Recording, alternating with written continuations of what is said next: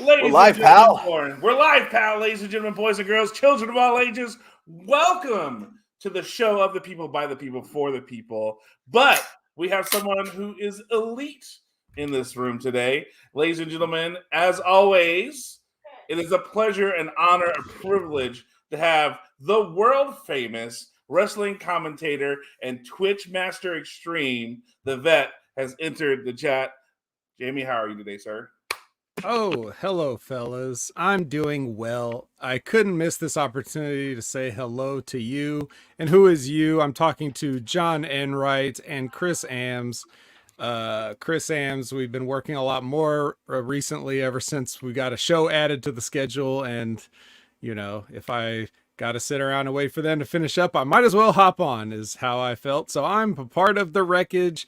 And so you can catch me tomorrow at 8 a.m. Pacific, 11 a.m. Eastern, when we sift through the wreckage. the muffins. I mean wreckage. Sometimes so there's muffins. Yeah. And to that reference, I don't appreciate being referred to as elite in any capacity, but I will give you a pass, John. It's been a while. I haven't gotten to hang out with you, so I really wanted to talk to you guys because SmackDown just so happens to have been in my backyard last night. And guess who didn't go? You! Me! Right? But I thought that the least I could show do... up with your gear? What? I didn't show up with my gear and hope to get booked. No, I didn't. Shockingly enough. But I did want to, like, at least sort of give my thoughts on the show and everything, since I couldn't be there. But that actually ties into, you know, exactly how I want to start with, like, my little mini recap of the show, which you guys are going to get into in great depth, I'm sure. But, you know, I just thought I'd come in here and just give some quick thoughts. Sure. But that is it. Like, so imagine me, little old vet. Now I've got to plan for this. I would have to, like, I've got to take a day off of work and say, guys, can't make it tonight. SmackDown's in town. Sorry. You know, I'm doing this for the people. And then I got to drive downtown. And then I got to wait. And then I got to watch, like, I don't know, do they record main event matches before SmackDown? Probably. And then I got to, you know, I got to wade through the marks with all their belts. And I got to, you know, smell the odor. Then I got to fit myself into, like, the cramped seats. I don't know. You guys have never been to Golden One, I'm sure. But let me tell you something. Is that the old Arco Center? It's a brand new building. Okay, it's brand new. See, the only time I've been to the Arco Center a few times, but I haven't been to the new building. Well, here's the thing about America. If you're building new stadiums and arenas, you got to remember how overweight people are in general. So, like, I don't want to, like, I'm not an overweight guy, but I also don't like having to, like, you're sitting next to one. Yeah. I don't like having to you know, do the airplane, like, fit the elbows in thing when I'm sitting in a brand new constructed arena. This building's only a few years old at this point. Mm-hmm. And so they should have known, you know, damn well that this is an obese country and you have to think of that. Yeah. So imagine all that. So then I'm sitting there, and regardless of whether the seat is narrow or wide, it's still uncomfortable. So I got to sit there. I'm one of those guys, after a few minutes or so, my ass hurts. So I want to move around, but there's nowhere to move. And there's all these things, but then I get to enjoy a wrestling show. Okay. Now imagine I went through all of this on this nice, crisp, September evening for SmackDown on a Friday night. And then what I did all this to come and see Carl fucking Anderson? I'm sorry. This is why I know that I made the right decision when I didn't even realize that SmackDown was in town last night. That's when I knew I made the right choice. When I watched, I got all this for Carl Anderson? Dude, I didn't even want to watch Carl Anderson on my phone, let alone that would have been, like, all that inconvenience. So, yeah, but he was big in Japan then. Right. He wasn't even big in Japan. He just likes to say that because he knows nobody will check, like you. Yeah, that's true. It's true. I honestly, he said he was a big deal in Japan, and I just assumed he's like an 8-time IWGP heavyweight champion or something. No, He I at think least he at Pretty least sure must he's a have held the 0-time, overweight right, John? champion. Like Yeah, a 0-time IWGP heavyweight? At best, he's won one of the secondary. I think he was an Intercontinental, maybe at best. But he was. Did he ever hold the? Did he ever hold the New Japan Never Overweight Championship? The one that Eddie Kingston has. He held the Never Overweight. Wasn't that this year he had it?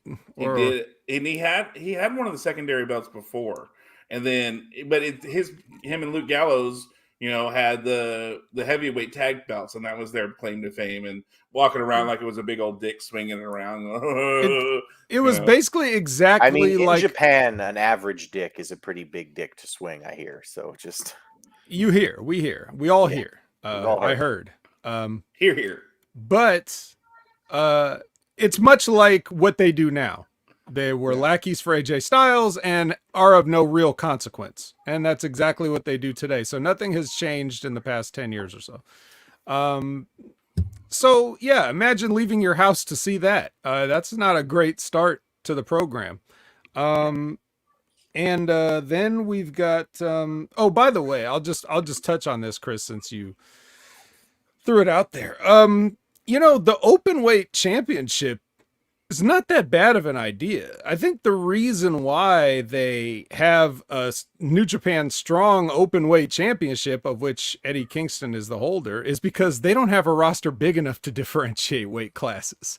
So weight classes are a thing in Japan, but they really can't afford in their secondary American branch to really kind of like say, no, you're only this big. So they just say it's an open weight. And it actually makes for some intriguing matchups when you do have weight divisions. But I agree. Like everything else, too many belts, nobody starts to care about any belt when there's this many belts.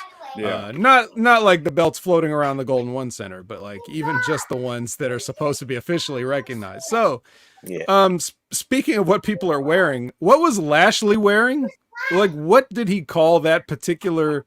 I called it Mr. Rogers versus meets like a suit. It looked like he was wearing. At first, he walked out and I was like, "Is he wearing a fucking cardigan?" Like, I really thought he was trying to like do Mr. Rogers, but in a suit form. It was so fucking weird. I was looking to see if his jacket had a collar on it, and maybe it did. It was difficult. There was no lapels. There was no jacket lapels on it whatsoever, and it tied in the front like a cardigan, like a little thing, and it just stayed kind of half open the whole time, and it was just like, what the hell? That one threw me off immediately when he came out.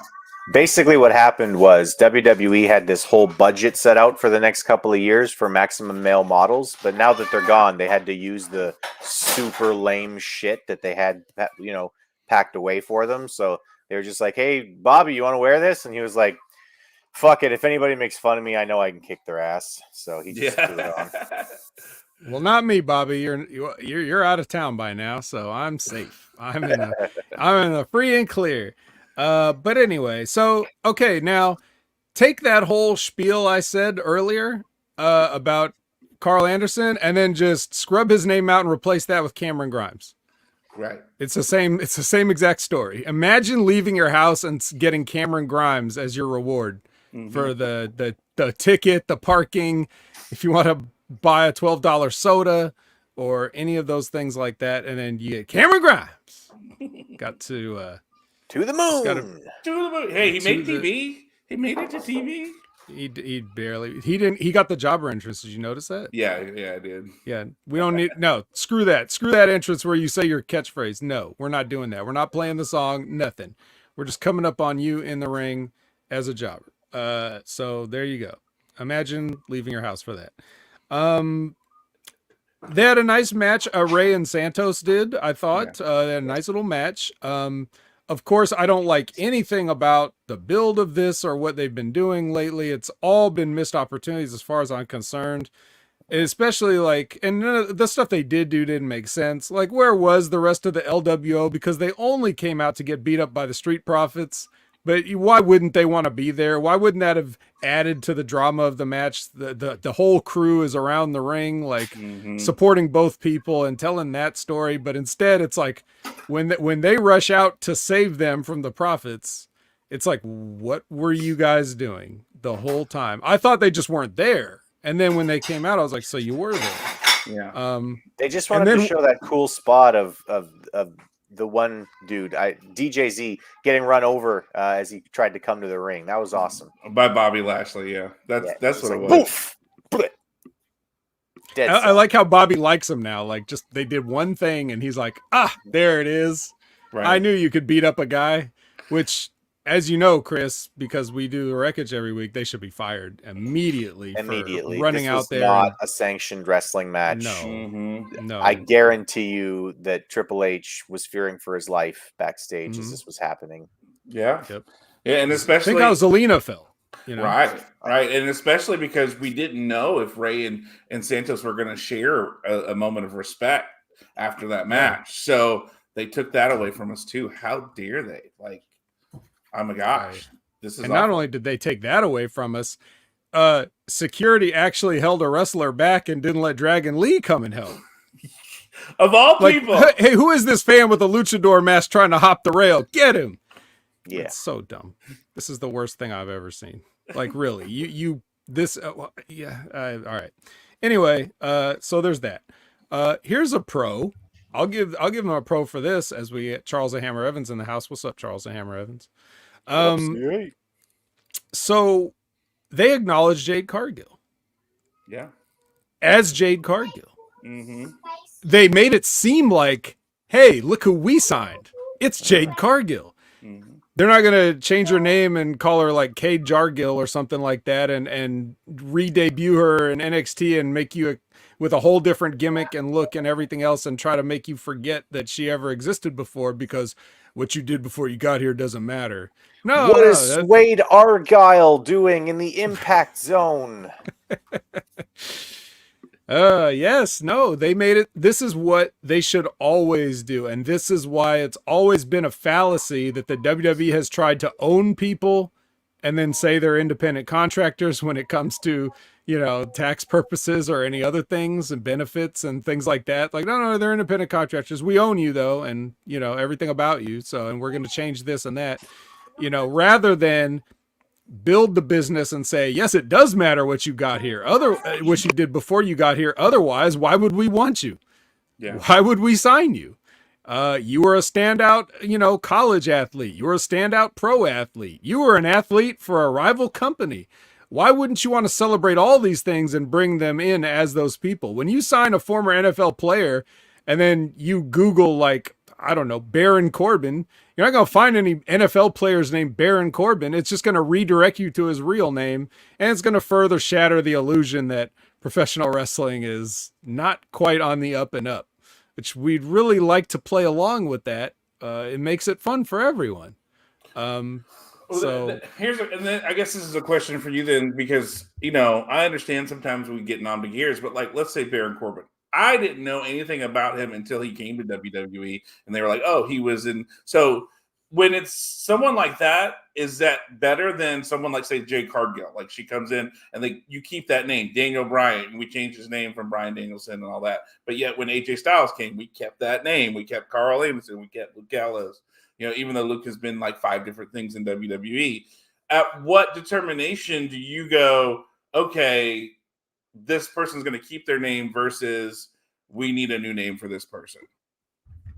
Well, it's okay to give a person a new name or whatever. I mean, they got to do a better job of naming guys for sure. Well, we all know that. Yeah. But I would draw Braun Breaker. Not that big a fan. But that's exactly it. Like, you're right. You're going to bring a guy like that, which and you keep referencing that he's the son of, but you're still not going to call him anything Steiner related. And I guess that's where I would draw the line, John, is if I'm going to try to tout anything you've ever done in your life, I'm going to use your real name. If I want to sweep that all under the rug and I don't want to tell you that, Baron Corbin was an offensive lineman for the Arizona Cardinals, or that he was a Golden Gloves boxer. If I just don't want to tell you that, then you can call him Baron Corbin. Right.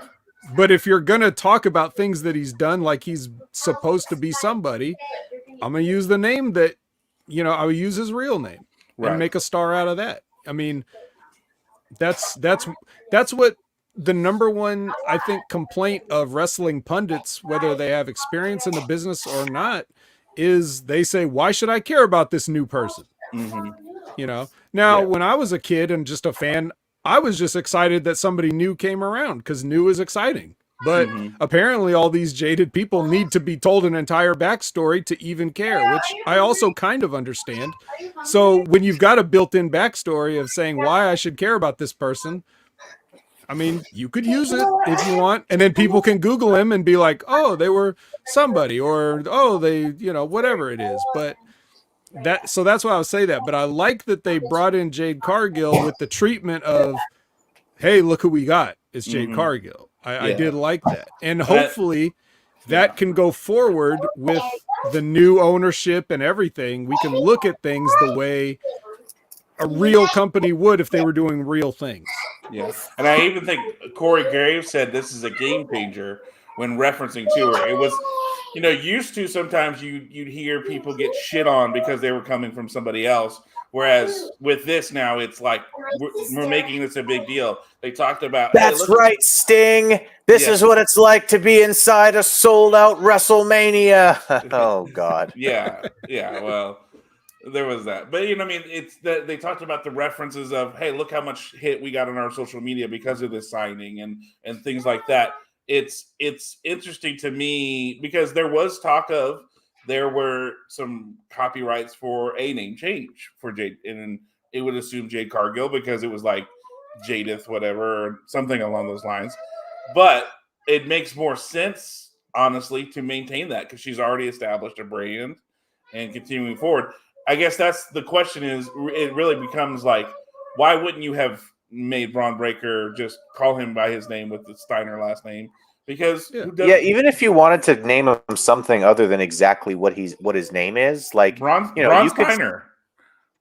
Or how about Jack Steiner? Yeah. Right? Because then you could even do like once he debuts on the main roster and you want to make a T-shirt for him, right? It can be Jacked Steiner, right? Like it's these things like they're not difficult to figure out. Braun Breaker, like get the fuck out of here. Yeah, and I get it. That's so like the 90s era. And I get he's got the Goldberg tattoo and he wears, before he became all black and dark, he wore all the Zubaz 90s colored thingies, but the good and plenty. Yeah.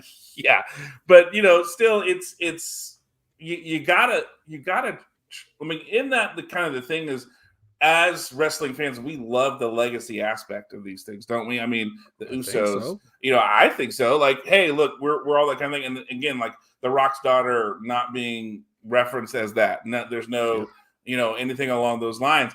As wrestling fans, we enjoy that. So why not tread on those things? Why not develop and continue the brand and keep going? It just seems so like, hey, we're going to dangle some things in front of you, but others, no, you're not smart enough to handle this, and I guess that's the frustrating part is I like the legacy aspect. I loved when they had, the legacy where you had Orton and, Cody Rhodes and Ted DiBiase Jr. I thought that was awesome because it's like that next generation. And granted, as a Star Trek fan, I love Star Trek Next Generation because of that aspect and the building that we had. You don't have legacy shows because you ignore what you did in the past. You're building on that to go to the future. Yeah. Same thing with wrestling. You need to embrace your legacy with that next generation coming up and embrace those things. Yeah, and so, and to Aaron Ben Shlomo's thing, because WWE needs to control everything. Yeah, we already know that. What we're saying is, no, they fucking don't. Yeah. They still control it. You can sign deals for like certain merchandising or certain things for certain periods of time. Like we own this name for now, and then if it's your real name, you can go use it somewhere else later. Like they don't need to control it, but the fact that you think they do is part of the problem because they've brainwashed people into going along with their version of how things are, their version of the industry as it always was, their version of history. Everything they do is WWE brainwashing. They're constantly brainwashing you to think on their level. And it's why fans defend them when they do stupid things, because they don't know any better. This is just the conditioning that they've received. And so, of course, you're going to think like that. But that's what we are here to say, is you don't have to continue doing that. Right. There's always a turning point where you can go in a different direction. Right. And is having this endeavor deal with UFC where UFC understands, hey, look, this person is a brand, and so we want them to have their name and everything along those lines so we can sell things accordingly. Is this kind of that first step of we're seeing that UFC idea? I feel like that might be like the actual like big change that we're seeing. You know, like Corey Graves called it a game changer that Jade Cargill's coming in, and I mean Jade Cargill's a star. She's going to be a star in the WWE. They're going to be able to get a lot more value out of her than they did in AEW. We'll put it that way. But the real game changer might be the fact that the company in charge of the UFC and the WWE right now, TKO, I think they understand something that the WWE have been pushing against for the last 20 years or so. And that's that wrestling, as well as UFC, as well as basically all sports, are driven by stars. They are driven by star power. You make a star and you're going to get more money, right? And eventually that star is going to say, hey, fuck it, I want to go do Hollywood. But you just have to accept that they're going to go do Hollywood, right? Like you do have to kind of, accept the fact that if a person is capable of moving on to something bigger and better, they're going to move on to something bigger and better. So you're going to have situations like you're going to build up a guy like The Rock, and you're going to make millions and millions of dollars out of him. And then when he's 35 years old, you're going to miss the next 10 years of what might have been a great career, and you might have made hundreds and hundreds of millions of dollars off of him. But instead, he's going to go off to Hollywood and make hundreds and hundreds of millions of dollars for himself. That's going to happen. And I think that the WWE they've been trying to hold back a river by not wanting to book that way. Oh, we don't want anybody to become a star. We want the WWE to be the star. The name brand is going to be the star that everybody's going to want to come see. But that's not how you run professional wrestling. It's not how you run literally any kind of business where you're putting people's faces on the marquee. If a person's face is on the marquee, then your business is to grow and develop stars. That's it. So that, I think, is the real game changer with TKO taking over, is I think that Ari Emanuel, and I think that Dana White, and I think that all of the other guys back there really understand that. Because what did Dana White do when Conor McGregor wanted to go do a boxing match? He went, all right, we're going to get a percentage. Yeah. But go for it. But in that the thing too, though, you build the star and the brand, and then you in turn may be able to pull somebody from Hollywood to come watch wrestling because the Rock makes an appearance or things along those lines. Like it's that idea we talked about. The Rock has showed up for the UFC as often as he has for the WWE in the last 10 years. And that brings in a group of people that maybe would not have been like, oh, okay. I mean, hell, whether you like it or not, Ronda Rousey probably brought in a group of people, especially like when she would go to TV or movie shows and be on those things. There'd be like, oh, well, what's Ronda doing? Right. And look, John, look ahead now.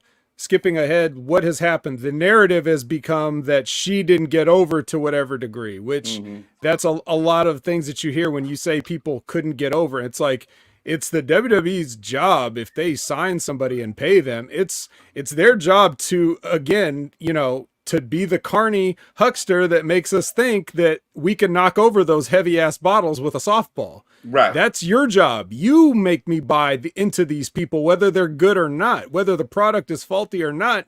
You do that. You don't sabotage the good products to marginalize everybody across the board, which is what they've done. Yes. Like when you look at the whole landscape of your top guys and everything, there is none. Right. Like there's nobody for Roman Reigns. There's barely anybody for Seth Rollins. So and Seth Rollins isn't even anybody. So it's like they've gone the complete opposite of what Chris is saying about making stars. So they've made nobody a star and they've marginalized everybody, which is the opposite of what you should do. It's very easy to turn that around though. You can just start, you can just start fresh and start getting people back over. Right. And that's the thing.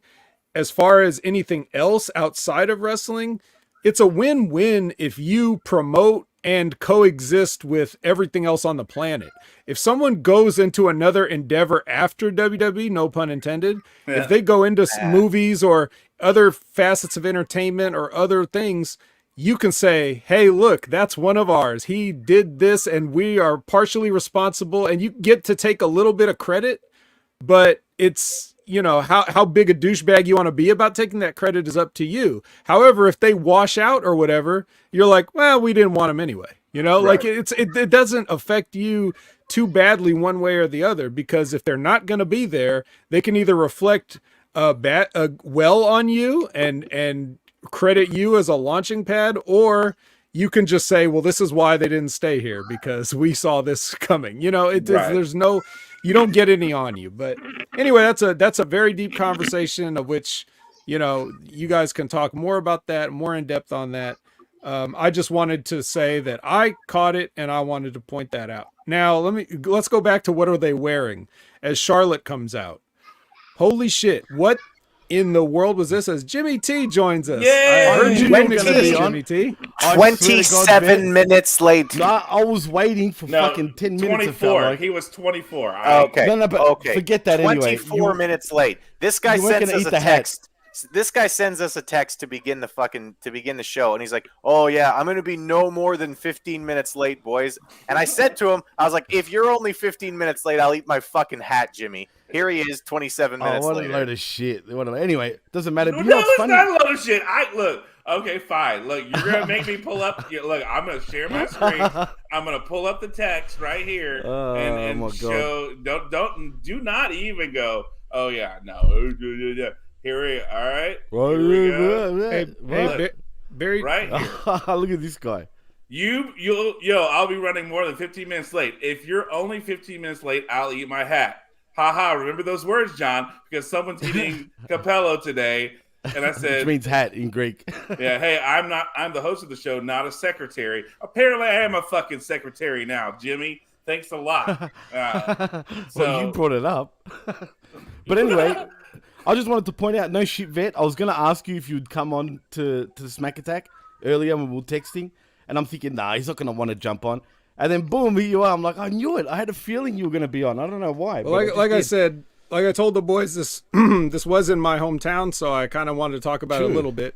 No, absolutely. And anyway, I'm happy. So now we're I'm just giving a mini review, Jimmy. I'm just kind of going over some points, and then I'll talk to you guys for a tad bit and give my plugs and be out. But yeah, so we're at Charlotte now, and I was looking at what she's wearing, and I was like, holy shit, is this really Charlotte, or is this Kenzie Page? Did someone stretch out Kenzie Page and leave her out to dry too long or whatever? Like, what kind of indie-ass shit is this that she's wearing with the uneven CF on the trunks and the... It looked like the first time I ever made a created wrestler in WWE. Yes. Oh, I'll just put their initial... WWF Warzone. Period. Warzone. Yeah. That was bad. That game was bad. Yeah, not even 2K. Warzone. This looks like she's in there with the stance ready to go with her fucking terrible plaid outfit. What the fuck was this? That was. It reminded me of like boxing sort of garb. Give this to Billy Corgan. Send her to Billy Corgan with this shit. Oh my god, yeah. All right. The hashtag Elton Strong. Okay. Yes. Now this, guys, but this is how you do comedy and wrestling. And I'll tell you what the key is. Okay. There's two keys. Number one, these are the kind of idiots who would do something like this. So it makes sense why there's a produced vignette on your show that was probably given to you by these two idiots. Number two, the secret of this comedy thing is, unlike most of the WWE comedy or pro wrestling comedy in general, they don't even give you time to linger on something. If you didn't think it was that funny, they don't stay with it. They just move on to the next thing. They cut everything off like a second and a half before you have time to realize or to stop laughing. Like before you're done laughing at the first, they've already moved on to the second thing. They don't have any awkward pauses. They don't hang on anything too long. The pace of this vignette was absolutely brilliant, just like their previous one was. So whoever's producing these, bravo. And you've totally got what these guys are all about. I'm sure they have a lot of input on it. But if I've ever buried anything that this unknown person has done in the past, you may have almost made up for it by now, but you're going to have to do a few more of these before this mystery person is totally absolved. What did you guys think of the thing? I've been saying for a few weeks now, and I mean, I think from the first time I saw these two do a vignette, I get a lot of Edge and Christian vibes from these guys. They are funny in that way. Like Edge and Christian were a highlight for me during the Attitude Era, not in the ring necessarily. If I saw them in a backstage video, I was already like, "Oh, this is going to be funny. This is going to be great." Cuz they lean into the ridiculousness of what they are, right? Like you remember like some of those vignettes where they would get glasses that were like this fucking big on their face, which was like, that was sort of a stupid douchey thing people were doing. They were getting glasses that were way too big. Well, Christian just leans into it. Here's my fucking glasses that cover my head. The Oakleys that ran over the top of the head instead of over the sides, Exactly. And they weren't just great. They weren't just a fantastic tag team. They totally reeked of awesomeness. Do you know what I mean? Like they leaned into everything in the ridiculous manner that they did, and they were goofs, and you could laugh at what they were doing. And even though they were heels, like they were able to keep their heat by basically just being as douchey as possible. But if you were of a certain age demographic, or I guess IQ level, you thought it was funny as fuck. And it's the same thing with these guys, right? They're douchey, right? But they lean into the ridiculousness. They keep their heat by being super fucking douchey. But if you're smart enough, or again of a certain age demographic, you're gonna watch what these guys are doing and just be entirely entertained by the ridiculousness. This was awesome. It was, and I think the thing that also makes it too is you cut away to the Brawling Brutes after, and they're like, "What is this? Like, you should have just broken his fucking leg. Like, like you should have done it for real. Like, it's this idea. Was like, okay, this is kayfabe, but like you should this is so stupid at this point. You should have just done it for real. Like, you should have just broken his leg. Like, there's that aspect of it. You've had this thing, and you have these two guys not facing awkward at the TV. They're looking as if they were looking at TV that you want to see. So you're looking straight at them, and they're going like, "What? No, yeah." I think that helps, because there are some people who watch that were going like, "What the hell is going on right now with this?" And it just the Brawling Brutes are saying what some of the audience is saying. Some of it, like us, who understand comedy and everything, are going, "This was great. This was funny. We enjoyed it." And then there's other people who are going to be going like, "What is this? Like, this is stupid," and they're voicing that as well, which made it even better, I think. In the that it capped the moment to make it, hey, this was good. So agreed. Jimmy, what about the banjos? Remember the banjos? We're done with Edge and Christian. We're talking about Pretty Deadly. Okay, all right. Pretty Deadly, they're awesome, man. I mean, they're coming into their own. The vignette was great. Even last week, the vignette was pretty good too. I love how he's good stuff. Selling the shoulder instead of the leg, which is fucking hilarious. I mean, if these guys don't get pushed to a tag team championship win soon, I mean, I'd be disappointed. They got to win those tag bouts, man. I think there'll be a laugh with them. Well, at first you said a win. I'm thinking like, yeah, they do have to win a match first. Well, yeah, that's true. Well, they've won some, but it's I've been a big advocate of theirs for a long time. Even back to the NXT UK when they came in kind of as I was like dipping out of NXT UK, but I still could see like, oh, they got a little something here. I don't know about it, but they got something. And watching them in NXT, I just realized, oh, this is the best tag team that we have now in wrestling. So they haven't really. Yes, legitimately, and they haven't really got to show that on SmackDown yet. They've been okay, but in the ring, they haven't really shown what they can do. So hopefully they'll take the leash off these guys and just let them be that best tag team that they are. Yeah, Looking forward to that. boys. Hashtag Elton Strong. That's funny. And then for your main event thing, they've done this throughout the show. Once again, they attached John Cena to the most over guys or angle or whatever. I don't think they need to do this anymore. I don't think John Cena at this point is in danger of being turned on by the crowd like he was, several years ago when they were just tired of seeing him all the time doing the same old thing. Now he can come back and do the same old thing, and it's a little bit refreshing because we haven't seen it, but he's still making sure, whether it's him or somebody else, they're carefully curating his career to make sure he's unbooable.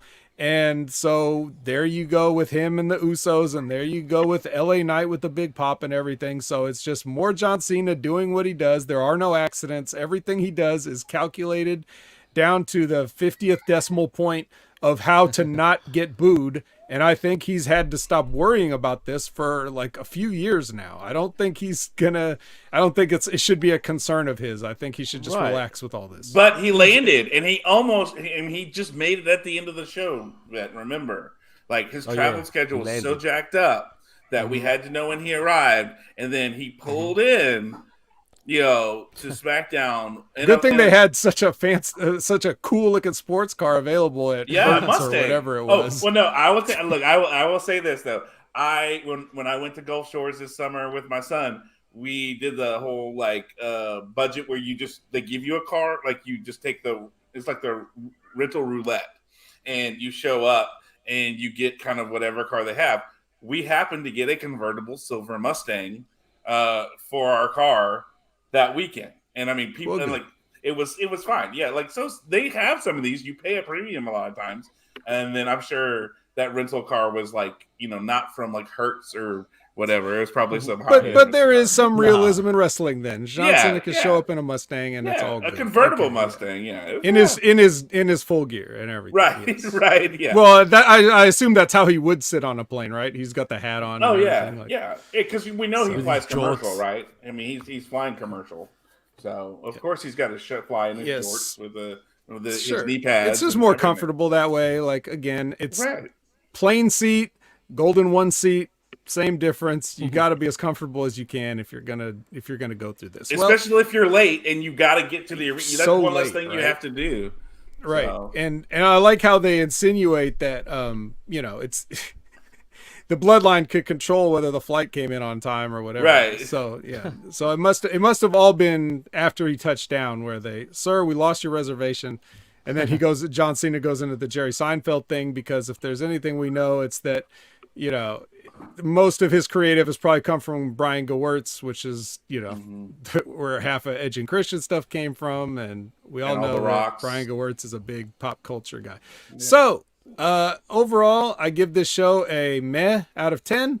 And there was a couple good points, but overall, I'm very, very glad I went to my job instead of this show. I was going to ask you if you actually went to the show. I didn't go, Jimmy, but you can catch this on Channel Attitude to hear the part that you missed of where I went through the whole spiel. So while you guys have me, is there anything else you got for me before I bounce on out? I just find it funny you talked about the crampedness of things, because it seems like things are getting smaller, because we're going to do that, because you're not the first person who said that today. For those of you who don't know or don't remember, Lady Frost is a friend of mine, and she posted about how she's not a very large person. Yeah, I would say she's petite and diminutive, and explained how she doesn't think that she should be cramped in an airplane because, she's not a big person. She travels a lot, and she should not have to be cramped in an airplane. So, I mean, we're seeing this now and now. Because I'm looking at traveling and doing some more stuff, going to Japan probably next year for my kids' senior trip. I'm looking, there are people who measure the seats in airplanes to see the space that you have. And really? And it's shocking the lack of space so that they can make sure they have enough people. It is shocking, really. If you're in economy, they have figured out that 29 inches is all you need. And I'm telling you, if you're 5 foot and like tiny and you have like no weight on you whatsoever, yeah, it's perfect. But if you're someone like me who's a little bit larger, that it does nothing for you, and so Bro, I just get in there and man spread like a son of a bitch. I don't even care. There's somebody next to me who like and shit. If there's somebody next to me who needs to get cuddled, they're gonna get cuddled, man. But like I'm gonna hang out with my shoulders out and my chest up, and it's like, this is how I'm sitting, and I understand that my elbow is on your side. I'm sorry. This is how I fucking sit. Well, it's like I purposely booked, like when we traveled to Florida, like I'm on one side, my son's on another. And so like whoever sits in the middle has to sit between me and my son, and we're both, beefier people. And so it's like, okay, well, sure, you want to come sit between us? Enjoy it. That's a really funny story, but we know you flew on your family's private jet to Florida. Oh, no, we flew Southwest, sir. You can see the pictures that I have posted of us. You flew to the Southeast in your family's private jet, is what you did. We know. Yeah, I wish. No. All right. Well, I don't know if that's a question for me, but is there anything else anybody wants to? No, I just having fun. All right. Well, then I will see two of you tomorrow for the wreckage at our normal time of 8 a.m. Pacific, 11 a.m. Eastern on Hami Media Group, Twitch, and YouTube. Yep. Other than that, you can find me at Opinion Haver on all the places. You could find me on the...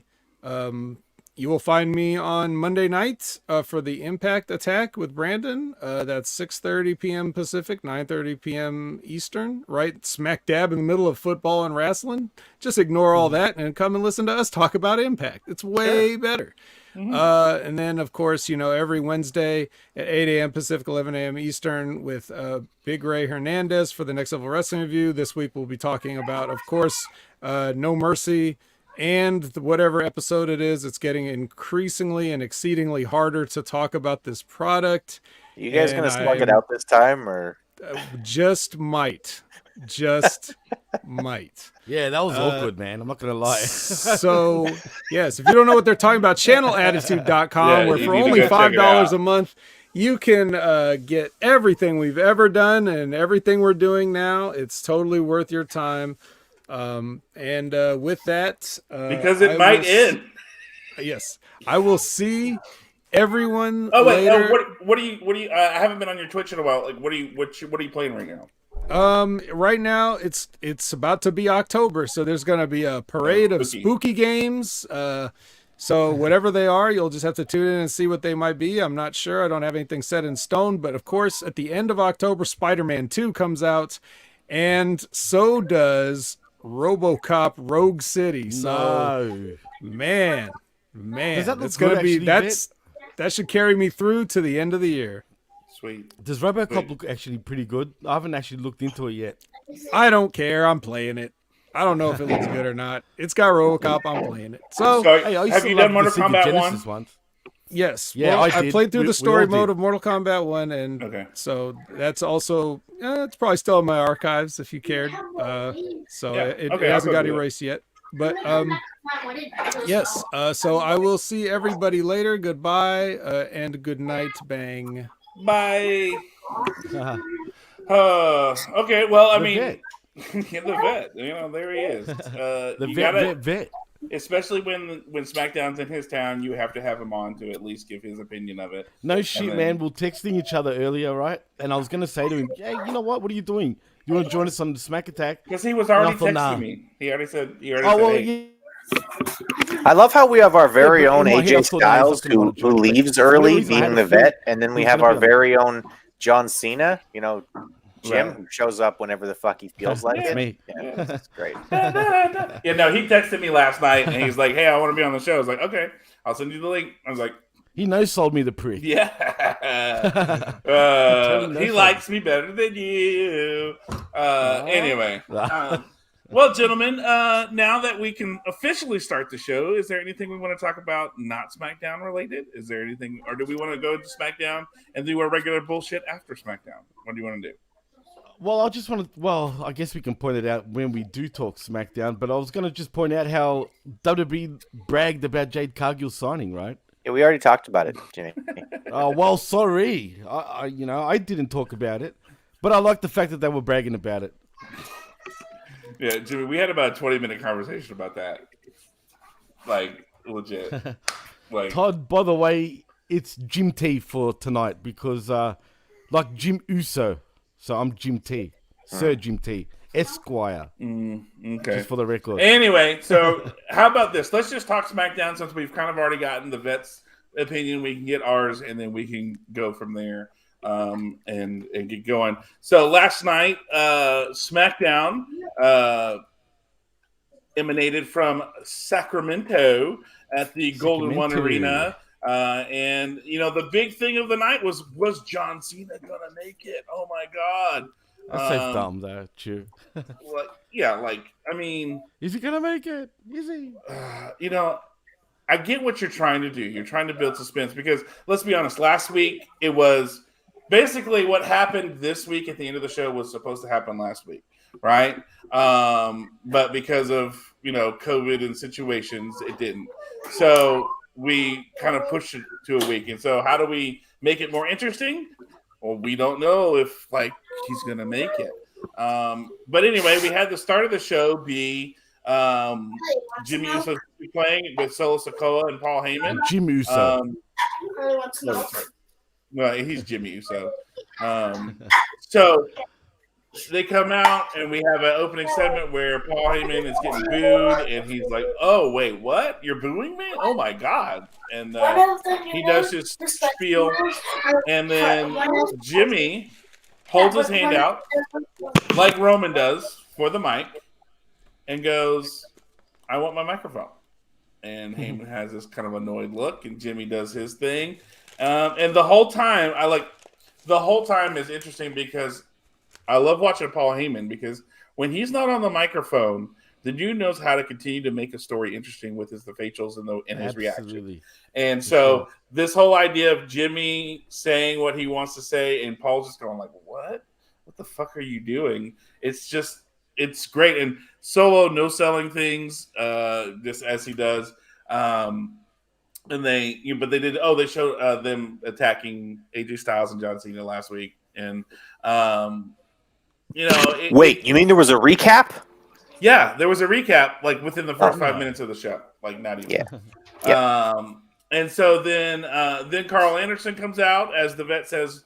I just imagine coming all the way down there to have Carl Anderson come out and defend the honor of AJ I like Styles. this, man. I actually liked. He showed some fucking passion and some aggression that we haven't seen out of Carl Anderson in WWE in any of his runs, probably, dude. But here's the problem, Jimmy. Just last week, you had him say, we told him not to get involved. We told him not to get involved. Right. And now there's no Luke Gallows, which I don't know where Luke Gallows has been, which is weird. Yeah, I have no idea. We have no Luke Gallows. He hasn't been on TV for a while. It's just been Carl and Mishin and stuff like that. And so then you have Carl now. Carl show up. What a name, Carl. And what a fucking bad name. You know, he clears the ring, and then all of a sudden, we have to come back from commercial break. We're in a match because, you know, it got made official somehow of Jimmy Uso versus Carl Anderson. A match that I really did not care about, you know, going in. And it was like, okay, cool. And then Jimmy gets the win with an eye rake and then a super kick and an Uso splash and 1, 2, 3.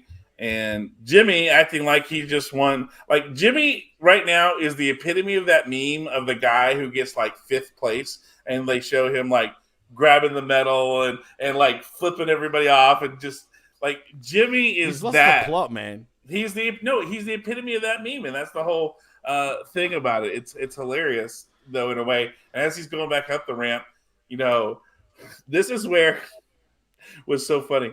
Like when Mishin, you know, just slaps the shit out of him and he falls down. Like you could see Solo kind of almost trying to not break. He was like, "That's true. That's true." There was a couple of times where he was trying like, not to break, especially man. Like that slap and the Jimmy's reaction. They just looked because at each other straight away right after that. Like, what the fuck? You know what I mean? and Solo, because I think she laid into it. Like she really popped him hard, and he wasn't expecting it. I feel like He's like, oh, yeah, like it really was big like fat me. well because I think he wasn't really expecting her to like Lay really into pop it, off, right. and she laid Yeah. into it. Because I mean, I'm sorry, you can't fake that noise. You can't fake that. No. She smacked the shit out of him, and you can see Solo going, "Well, you kind of fucked around and found out," and he's Yeah. kind of.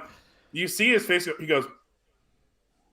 He's like adjusting his lips, trying to keep her less. Exactly like Yeah, that. and then and Jimmy just kind of got that wide eye look of like, she fucking really like. Other than that, that was the only thing I took away that I actually enjoyed from this whole part. For this first 15 minutes of the show.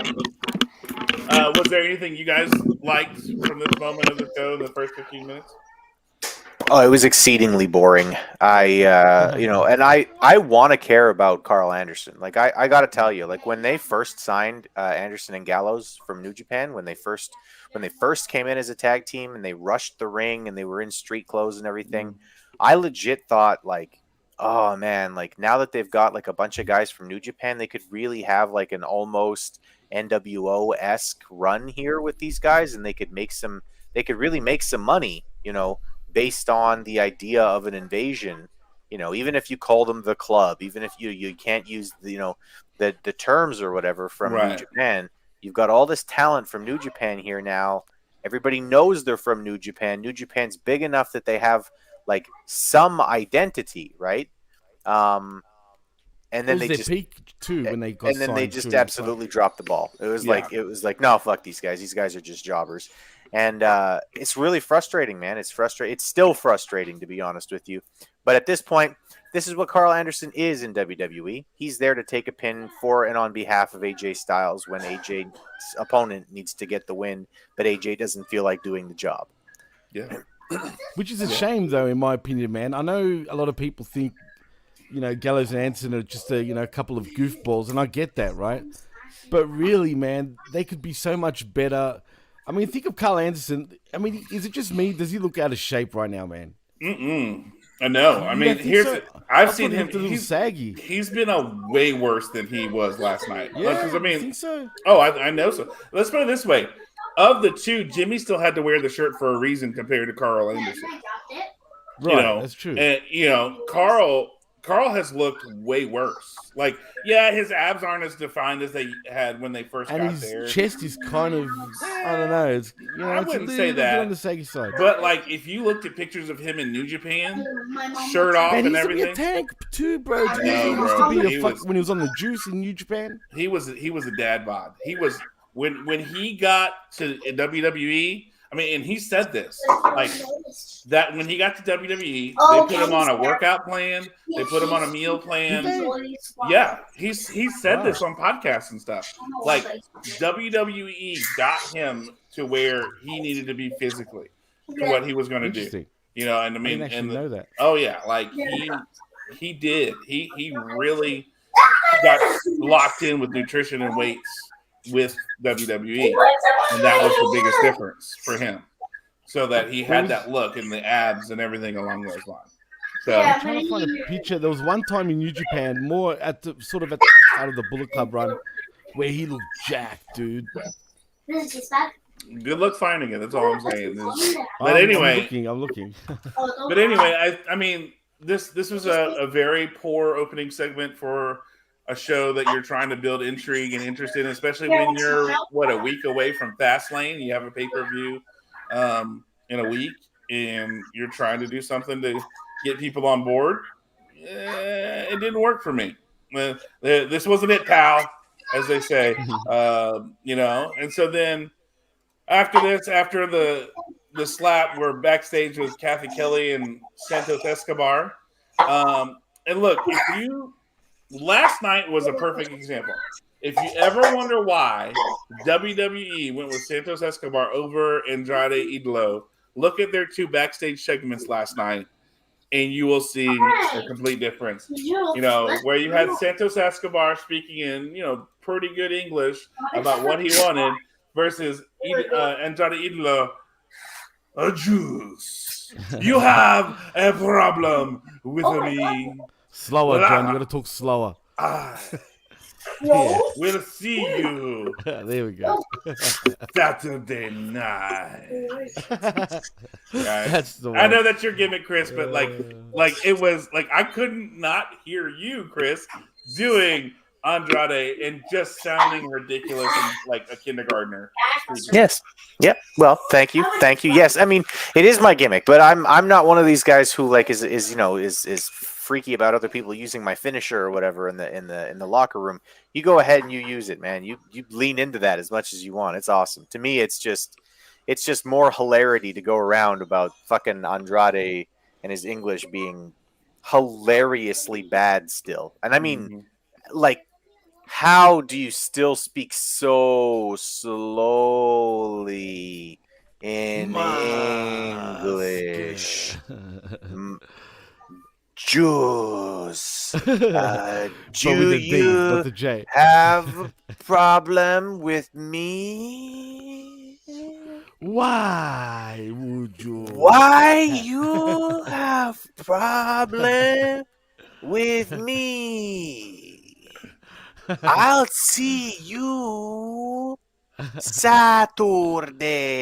And it's like, bro, what the fuck? Like, I know what it's like learning another language. Okay, I speak Spanish. All right, but when I speak Spanish, I just speak fucking Spanish. You know, like you just start speaking and just speak. You know, and you're gonna fuck up sometimes, and it's okay. Yeah. Like, See. bro. But, Sorry. Yeah. You could see he's looking for every single word to make sure he's saying it, and that's what he's trying to say. Whereas Santos Escobar just comes in, has this conversation with Kathy Kelly about his match and that he's focused and he's going to give him the match that he wants, and he has butterflies, and that that it's going to be the fight of his life. Like very, very good, just solid conversation. So yes, size of Andrade versus Santos different, but marketability, I think Santos, night and day, different. So and of course we have and Jimmy. I don't know why Andrade doesn't just do what they're doing with Nakamura right now, because that fucking, like, I watched Raw. God help me, I watched Raw this week. Oh, sorry. But that fucking promo from Nak was killer, bro. That was probably one of the best parts of the whole fucking show. And guess what? I didn't understand a single fucking word he said. It was all in Japanese with subtitles, but it was a fucking awesome promo, dude. That got me hyped. That got me actually, I mean, not excited enough to actually order a pay-per-view or anything, but that got me fucking stoked for that match. It was like, yeah, this is awesome.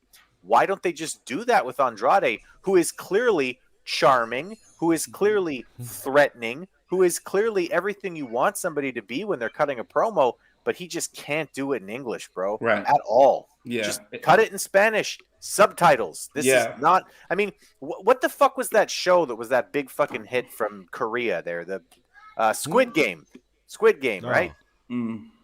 It's in fucking Korean. But it's a Korean show, isn't it? Yeah, but the subtitles, and people in North America read the fucking subtitles, and everybody loved the fucking show. Like, come on, man. Yeah, it's not that hard. You have some, like, think about like the Oscar movie one, the Parasite movie. It was Korean and it was the subtitles, and everybody loved it, and it won Best Picture of the Year like 2 or 3 years ago. I mean, it's that idea. The Train to Busan, I think it was. Zombie movie. Everybody was like, "Oh my god, this is amazing!" And Korean subtitle. Sometimes it's because it's different, Jimmy. I think that, and Chris, I think this is what we're getting at. We sometimes want different, and that's why the Asuka and the Shinsuke thing work. Is because we don't understand what they're saying. They could just be saying fucking gibberish, but it sounds awesome and it's different. And when you do it passionately, it makes it a lot more fun and a lot more like, oh my God, I kind of like this now. This is what I want. And so with Andrade, we just need to lean into that. Okay, so he doesn't speak English. Cool. Do what they're doing. Let him just like, punto, whatever it is he's going to say, and let him go off in Spanish and we just Puta madre. whatever. Where's la masca? Yeah, but I mean, I feel like he would flow a lot better and be a lot more like he doesn't look like a kindergartner trying to say a sentence, and that's the problem. Well, I'm supposed to take this guy seriously who can't speak because he like he looks like he's constipated and thinking really hard with trying to say a guy's name. Like he's just trying to say it and it's too hard for him. And I think, and then Todd Brantley says, give him a mouthpiece. I think we saw that with Zelina. The mouthpiece thing doesn't work. He doesn't need a mouthpiece. Just have him cut fucking promos in Spanish and do his subtitles. Yeah. And like, if you need him to do something in person, that's okay. You can have him, but don't have him come out and cut a fucking promo. Somebody talks shit and he can just walk out. He can fucking say something in Spanish and they can be like, oh, I don't understand. I don't even understand what you're fucking saying. Why don't you try to speak English? Ha ha ha. And he can respond with something like, nobody is ready for Asuka, which is the only thing I've ever heard Asuka say that I understand. Yeah. Right? But she can still fucking do in-ring segments with people because she's learned how to say like one fucking thing and she says it so well and so threatening and she's backed everything up with what she's done in the ring. It doesn't matter. I don't even think they need a mouthpiece. I just think he needs to figure out how to say a line that is going to be really fucking good for him, right? And he needs to cut that line in ring. That's it. And everything else they can just subtitle. Right. I mean, think about this. One of the big, we've talked about this before. One of the biggest pops we had at a wrestling show that I went to was Minoru Suzuki, who all he said was, I speak little English, but fuck you. And that's all he said. I mean, anything else he said, nobody understood. But he said that and the crowd erupted, right? Because who doesn't want to hear Murder Grandpa say fuck you to somebody? I mean, even when he was here and he fucking pole drived Bronson Reed, which was amazing to see in person because I was like, what the fuck, right? He's like, I come back here. And that was all he said. Everyone popped. But the fuck you would have been the best, man. Oh, but I mean, that's the whole thing right now is we just let people be themselves. And I think that's the problem is Andrade comes across as he's not himself. And so therefore, like, chinga tu madre. Right. Let the revamp. Let them be who they are. Let them be themselves. Let them speak in their natural tones and just enjoy it for what it is, and that's, I think the biggest problem is we're not doing that. And so, but we can't fix everything. We got to let people figure it out for themselves sometimes, just like, when you have kids, they're going to learn sometimes, hey, don't touch that. It's hot. Or don't stick your finger in a socket. It's going to electrocute you.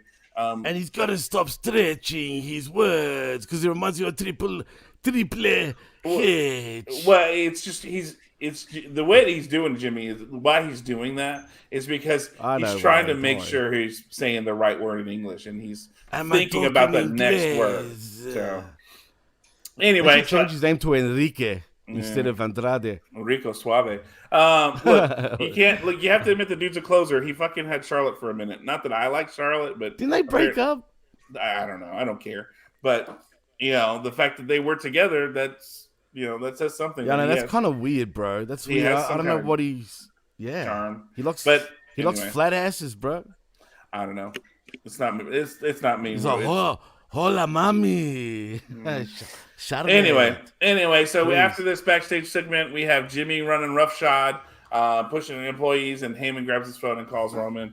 And then after this, we have the Grayson Waller effect with Bobby Lashley, and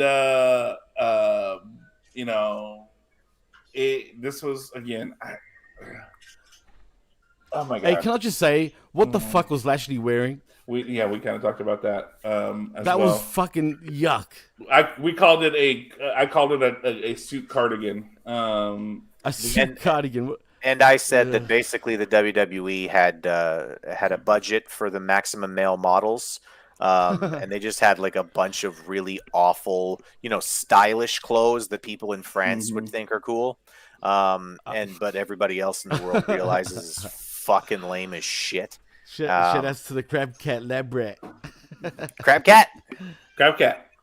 Put your paws up. Meow, click, click. Yeah, Come on, guys. that and Todd, that was the first thing I thought last night was Bobby Lashley looked like he was going for Black Mr. Rogers, Blackjack Mr. And Rogers. how fake was he coming across, man?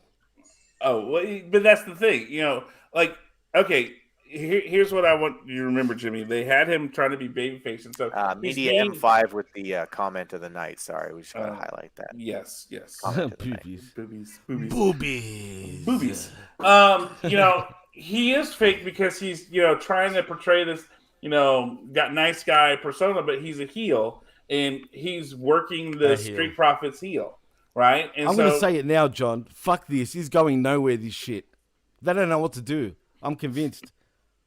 Look, I'm going to disagree. This is, again, like, what did I say last week, Jimmy? He had to do something to build and turn these guys heel. It's a slow process. It's a build. And now we're seeing this week, Jimmy, what did I just say? Look, this week, he's doing that thing where he's made that transition, and we're seeing that this week. That's part of this. When he comes out, they talked about the Street Profits. I don't want to talk about that, and I don't want anything to do with Austin Theory. And then the Street Profits come out, and he tells them, "Hey, I want you to prove it," and walks away. And then they bring Austin Theory out to the ring as Bobby Lashley goes by. They give each other a look, and then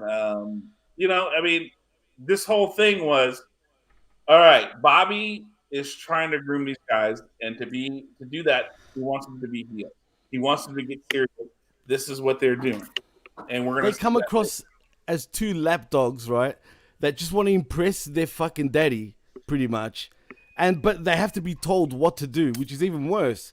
And the thing because is, they're not heels. They're not heels. Whatever well, they're nothing at this point, in my opinion, man. They're not heels, they're not baby faces. They're just in absolute purgatory.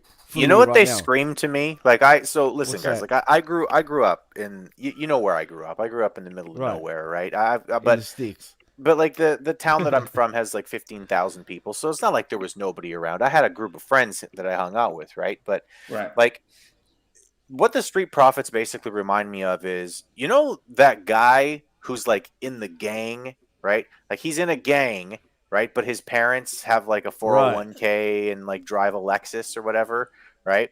He's in the gang, but he's not really gonna he's not really a hitter, right? He's not. They don't fight, man. They're not really fighters. They don't want to get involved. Really, they're just sort of in the shadows. But they're in the gang. But when it's time to actually throw down, they're like, "Oh, guys, my parents are really on me about homework right now." 100%.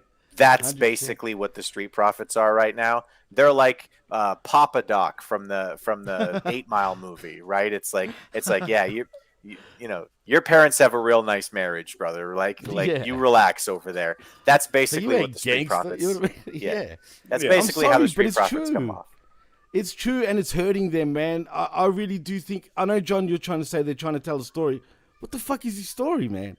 I was hyped at first for this shit. No shit, I really was. But now I'm getting sick of it. We're not progressing, really. They still got the same damn song. So how are you going to get any heat with that fucking song coming out? At this point, it seems to me like the WWE writers are stuck on one thing, and that's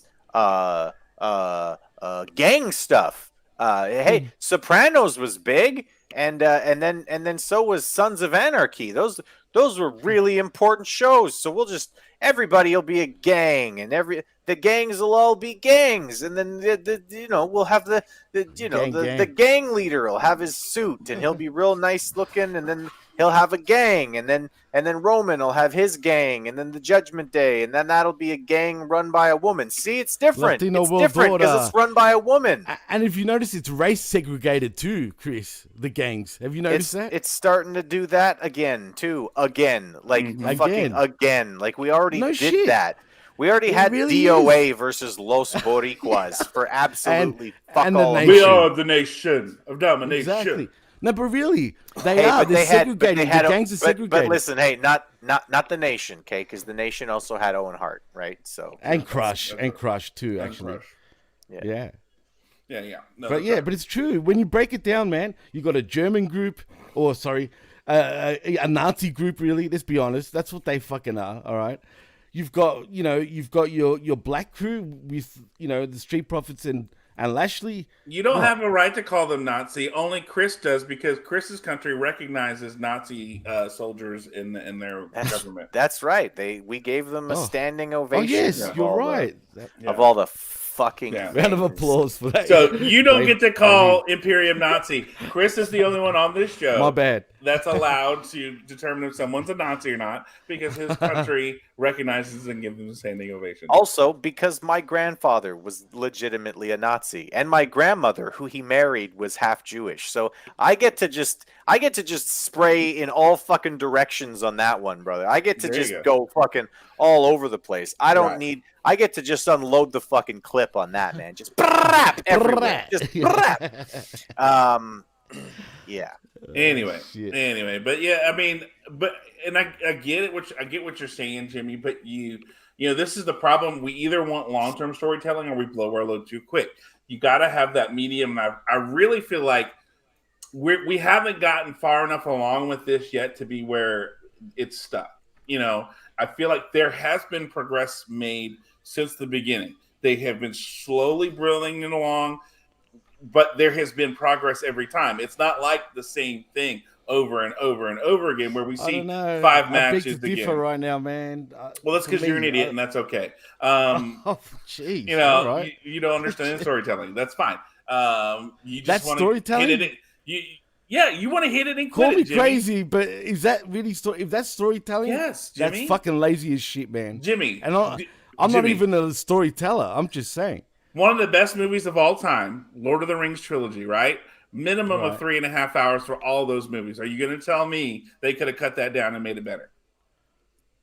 No. Probably No. not. As a matter of fact, I like The the extended versions series are way better. because they're way better, Jimmy. But you can't compare this to that. Come on. Yes, I can, Jimmy. Because Well, here's that's the thing. That's the thing. Well, here's I'm gonna interject between the two of you, because I think that please. you both have points. I think you both have points, to be honest with you. Like, I understand where you're coming from, John. Is that, like, okay, give them time, let them see where they're gonna get to and everything. But I also understand where Jimmy's coming from, and I think I'm leaning a little bit more towards what Jimmy's saying, only because Wow. I don't see what the point is. Like, why are the Street Profits acting this way? I want to see something where it's just them two and they're talking backstage and they're conflicted, right? I want to see them not, like, Bobby's gone. Bobby left for the night. He's pissed off at them for whatever, right? And you've got just them two and they're talking, right? And Montez is like, whichever one of them, maybe it's Dawkins, maybe it's Montez, right? So Dawkins is saying, oh man, like, we really need to step it up for Bobby. And Ford's like, man, like, why are we even doing this? Like, this isn't us. I want to come out with our cups. I want to have fun. I want to have a good time. And then you have Dawkins say something to him like, yeah, okay, bro, but, like, we've been doing that for how long? And we're losing more than we're winning.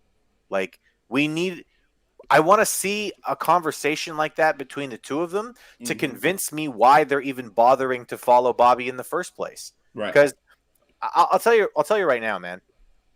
I'm the kind of person who I didn't feel like, I almost never felt and never feel what's it called, pressure from people around me. I don't ever feel peer pressure. We'll put it that way, right?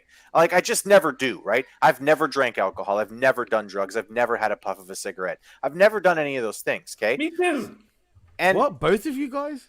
I know Chris hasn't, but even you, John? Yeah, no. I'm 44 Wow. years. I've never done any of that stuff. yeah, Yeah. okay. And like, there's a lot of people around me growing up who were like, yeah, man, have a drink, bro. I'd go to parties and stuff. I'd go to parties just to hang out. Like, but I didn't drink. And people would be like, oh, come on, man. You'll be cooler if you drink. And I'm like, go fuck yourself. Yeah. Like, I don't care. I don't feel it, right? But I understand that it is something that people feel. But if that's the story that you actually want to tell, with the Street Profits is that they're being pushed into it thanks to peer pressure because I want to know why, right? Why are they even bothering to listen to this fucking guy? Because who is he? Who is he? He's just some guy. It's not like they're talking to Paul Heyman and they're like, oh yeah, listen, man, Paul's been the manager for 18,000 world champions in the past, and look at all the people he's been a manager for. This is just Bobby Lashley in a suit. Like, why do I give a fuck what you're saying to me, Bobby? Because regardless of what you can say, he has won the World Heavyweight Championship twice. Okay, and I mean, he's won it, but he's not a fucking. But again, like, all I'm saying is, if there is a story here as to why, I want to know what the fucking story is. Right. Actually, tell me the story, and don't just be like, yeah, so somehow Palpatine returned. Like, I don't like that. I don't enjoy that. That's not good storytelling, right? Somehow they care what Bobby Lashley said is not good fucking storytelling. Tell the fucking story. Yeah. I agree. And I will agree with you on that in the sense that, yes, there isn't the motivation. I would say the implied motivation is Bobby has won gold. He's won the U.S. title. He's won the Intercontinental. He's won the Heavyweight Championship. He knows how to win. And so, in turn, he wants to do that with them. But that story's not being told fully. But we're seeing the little bits to get there. I agree with you, Chris, that yes, more can be done. I like the ideas of, hey, why are we doing this? And Bobby saying, guys, look, if you want to be like me, you want to have the suits and the money and the gold, you need to follow these things that I'm telling you. And that means doing these things. And I think part of it, like last week, we saw that backstage of you have to have that killer instinct. If you're going to hesitate, you're going to lose. And, and he was disappointed and angry. That was the first, I think, step in the storytelling process, but it should have been done more. Like the reason why they're doing it. They want to get gold. They want to do these things. And I think it's been implied, but not voiced. And that's where the storytelling has fallen short in that aspect. And the fact that you have to infer a lot of these things makes it harder, in the storytelling process. Not necessarily good. But, like I said, I'm not at that point yet where I'm done with it, but I'm getting to the point to be like, okay, where at least I'm seeing progress, where there's other stories that I'm like, I'm done with this because it feels like we're telling the same story. Like we've done the same matches 4 or 5 times in a row or things along those lines. I'm ready to be over this kind of thing. So anyway, we had them talking backstage, and then Theory comes out, and we had Dragon Lee in attendance. And he's on the side going, yay, look at me. I'm here with my black mask. And then, trying to show that everybody knows who I am. And then we had a match with Cameron Grimes versus Austin Theory and Grayson Waller on the outside. Cameron Grimes is alive, apparently. He gets the jobber entrance, as the vet pointed out. No music or anything. He's just in the ring. True. So you would think with the amount of money Cameron Grimes had, he would pay for a decent entrance, but or pay Fox to be able to, have a decent entrance, for the show, but apparently not. Again, this is a match that I'm like, okay, hey, cool. Cameron Grimes is back. Great to see it. And then, I don't know, there was nothing wrong with this match, I felt, per se. Like, I felt it, if I'm honest, Theory and Grimes, had good chemistry in the ring together. There was just nothing outstanding about this match. There was nothing memorable that made me go, oh, yay. This was a great match. It was a match to have a match. But I will say this, it was nice to see Cameron Grimes on TV. That's all I have to say about this. Is there anything else you guys want to add to this? I couldn't care less about Grimes at this point. I mean, neither does WWE. Also, I mean, didn't he have millions? Didn't he go to the moon? Supposedly. Where is he now? Yeah, I guess crypto's gone bad suddenly for him, right? Crypto's been bad for a long time. Oh, yeah, someone tell him that. Yeah. So, I don't know. Was there anything about this, Chris, you wanted to comment on or anything? I like Cameron Grimes as a talent. I think that they should let him grow his hair and his beard out again because that's what made him stand out. And yeah, the match was fine. These guys worked hard for what they were given, but they weren't given a lot, and they didn't get a lot. Right. Hmm. Agreed.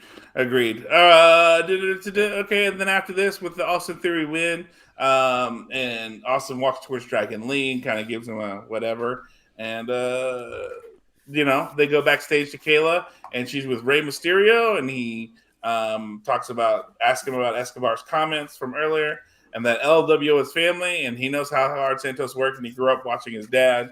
He has nothing but love and respect for Santos, but to be careful for what you wish for. And every time he steps in the ring, he expects the best from his opponent, and he tells Escobar that's going to give him the fight of his life as he walks down to the ring.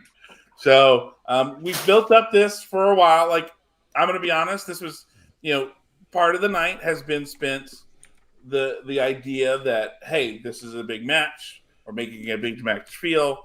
It's in the middle of the show. We want to really kind of highlight that transition from the 7 o'clock hour to the 8 o'clock hour.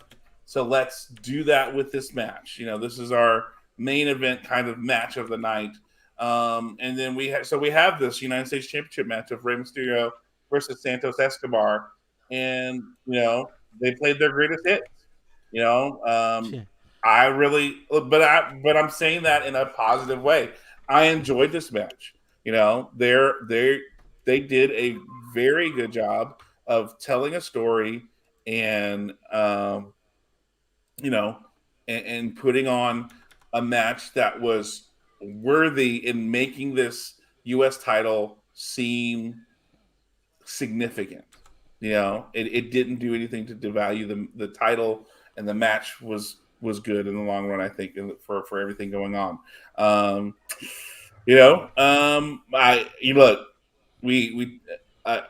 You had the arrow spot where Santos Escobar does the tope suicida through the ropes and hits Ray.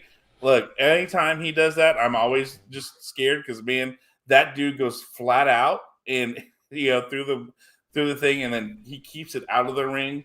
And I'm just like, what if they miss him, man? He's gonna he's just gonna face plant into the ramp or something.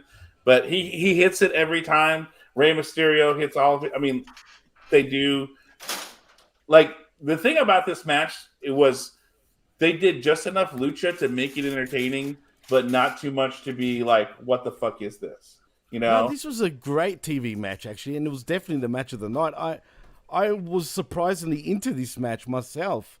I mean, yeah, sure, there was a few times where it felt like, spot. You know what I mean? But it is what it is. But for what it was, I thought it was the match of the night, and it was a great match to actually watch. Chris, what did you think?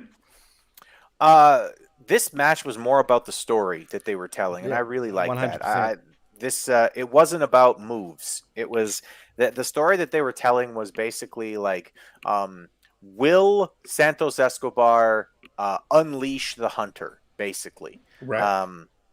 Is he gonna really get himself in second gear? Is he really gonna push it? Is he gonna be as aggressive as he needs to in order to get the win against Ray? And I think that they did a really good job of telling the story that no, he's not gonna. He can't. He doesn't want to do that. He very clearly, like, there were some moments where you could see that the fire was bubbling up a little bit, right? Oh, for sure. That Legado del Fantasma was coming out a little bit, but nowhere near what he was going to need to beat Ray on the night. And I think that they did a really good job of telling that story. The facial expressions and everything from Santos Escobar were great. Ray needs to test out his fucking masks better, bro, because It's always loose. No, he's always fucking with the mask. Yeah. Like, constantly during the match.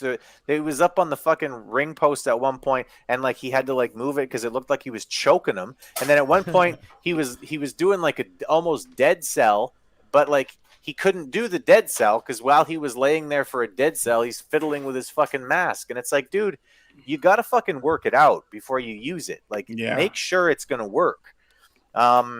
little piece of advice, and I mean, listen, I'm giving advice to Rey Mysterio on what to do, and that's hilarious, right? But That is Rey actually maybe hilarious. needs to work on the mask before he goes out there with it. On his what? I'm sorry, I didn't hear you. It sounded like you had an On his accent. mask. They were okay. All right. Yeah, but other than that, this was a great match, not because of the moves. It was a great match because of the really clear, entertaining story that was told, and they can get a lot more out of it because of the way that they did this match. And for one, I'm really glad that they didn't have Santos turn on him here, because it'll allow for way more emotion when Santos finally does, right? Because when Santos finally does turn, it can be, listen, Rey, I have tried, right? I have tried to be good. I have tried, right? But the only way I can beat you is by letting the evil part of me out, is by letting the hunter loose. And then The ghost, the phantasma, the ghost. I need to let it out, right? Yeah. So this was great. This, again, not because of the moves. I'm not saying the moves were great. I'm saying the story that was told was A, clear, and B, exciting. It was great. Right. yeah, it really did tell a story, man. In fact, I actually feel like Santos was kind of carrying this match in many ways when you think about it, man. So, but look, these two gelled well together. I'm looking forward to when he does turn. It's just when he does, it's going to be obvious, man. But what about later on when the other Legado guys come in? You know how Lashley was in the entrance ramp area, right? The fact that he just mowed down DJZ, Dude, like Dead Cell. Boom! That's it. How fucking hard was that elbow, man? That looked like he really just boom. And the motherfucker sold it like a champ. That was Z selling like a motherfucker. Yeah, that's what I'm saying, right? He sold it like a champ. He did that well, even like all the way back in his Impact run. He's a really good. He's really good at dead selling for bigger, stronger guys. He does a really made good that job. look like $1 million, bro. Like, it looked like he got shot. Man. It was bang. My God, bro. I was like, ooh. And all Lashley did was just this, like, poof. And then he just ran straight into the elbow, man. Beautiful. But I mean, if you think about this too, it's Bobby Lashley. Bobby Lashley is one solid motherfucker. Like, if you're running down full sprint as DJZ and Bobby Lashley decides to put his arm out, you're probably going to do that anyway in real life. Yeah. But absolutely. he did a great job of selling it. And I mean, and it's Bobby Lashley. Like, I that's the thing I think we forget sometimes, that Bobby Lashley is a fucking unit. He's been wearing the suits. He hasn't been showing off the body or whatever, but Bobby Lashley is a fucking unit. And it was actually funny when they were all standing in the ring with the Street Profits, and like they're all wearing suits, right? So you shouldn't be able to see that there's much difference in the size, but they had a side-by-side view where they were both like looking at each other, right? And like Bobby Lashley is just like, from chest to back, he's like that. Like, that dude is like, he's as wide from chest to back as most people are from shoulder to shoulder. He's just a fucking Hulk. Yeah. Medium M5 wants to know how many times I can say Bobby Lashley in 10 minutes. Bro, I can say it all night long. Bro, if you think he says Bobby Lashley too often, you should go back. Yeah, you should go back and listen to some of our shit we did with Jeff, man. Jeff's in love with Bobby Lashley. Jeff is. Jeff play the theme. If Jeff was not marrying La Sicaria, he probably would marry Bobby Lashley, most likely. So anyway, he would have at least had a very long romance with him. I'm not sure if they would have gotten married. Right. But so as we said, after this match, it looked like Santos was obviously upset because he could not defeat Rey. Rey just proved again too much, too wily, too much going on for what he needed. But we weren't sure. It was looking like, Santos was going to be like, I don't know about this guy. I don't know if I want to shake his hand. And then we had the Street Profits interact and be like, yo, I'm going to come after y'all because, I don't like the fact that y'all are whatchamacallit. We're doing that killer instinct that Bobby wanted, and this is what we're working with. And yeah, I don't know. I'm not sure how this necessarily played out because it's like you said, they're doing it because Bobby wanted to, and it leaves that kind of. The one thing I will say is this: we're getting that step of the harder street profits, and we're also getting that idea that we're still not sure about Santos Escobar and Ray and where they stand with each other. So we're looking at that going forward, going, huh, how's this going to play out in the end? I personally, that's what I think. As far as these stories go, you're telling two stories at the same time, and how are we going about doing it? And this is Look, the way they're doing it. my main issue also is the fact that Lashley hasn't been used properly since he was meant to have that match with Bray Wyatt at WrestleMania that never happened. Before that, his last match was what? Royal Rumble? When was his last match? Think about that shit for a moment, man. That's a good question. I don't know. It's been a minute. It's been a minute, man. Yeah. It's been nearly a year. Why? Like, It doesn't make sense. I can't tell you. You know, if I could, I wouldn't. I wouldn't be here.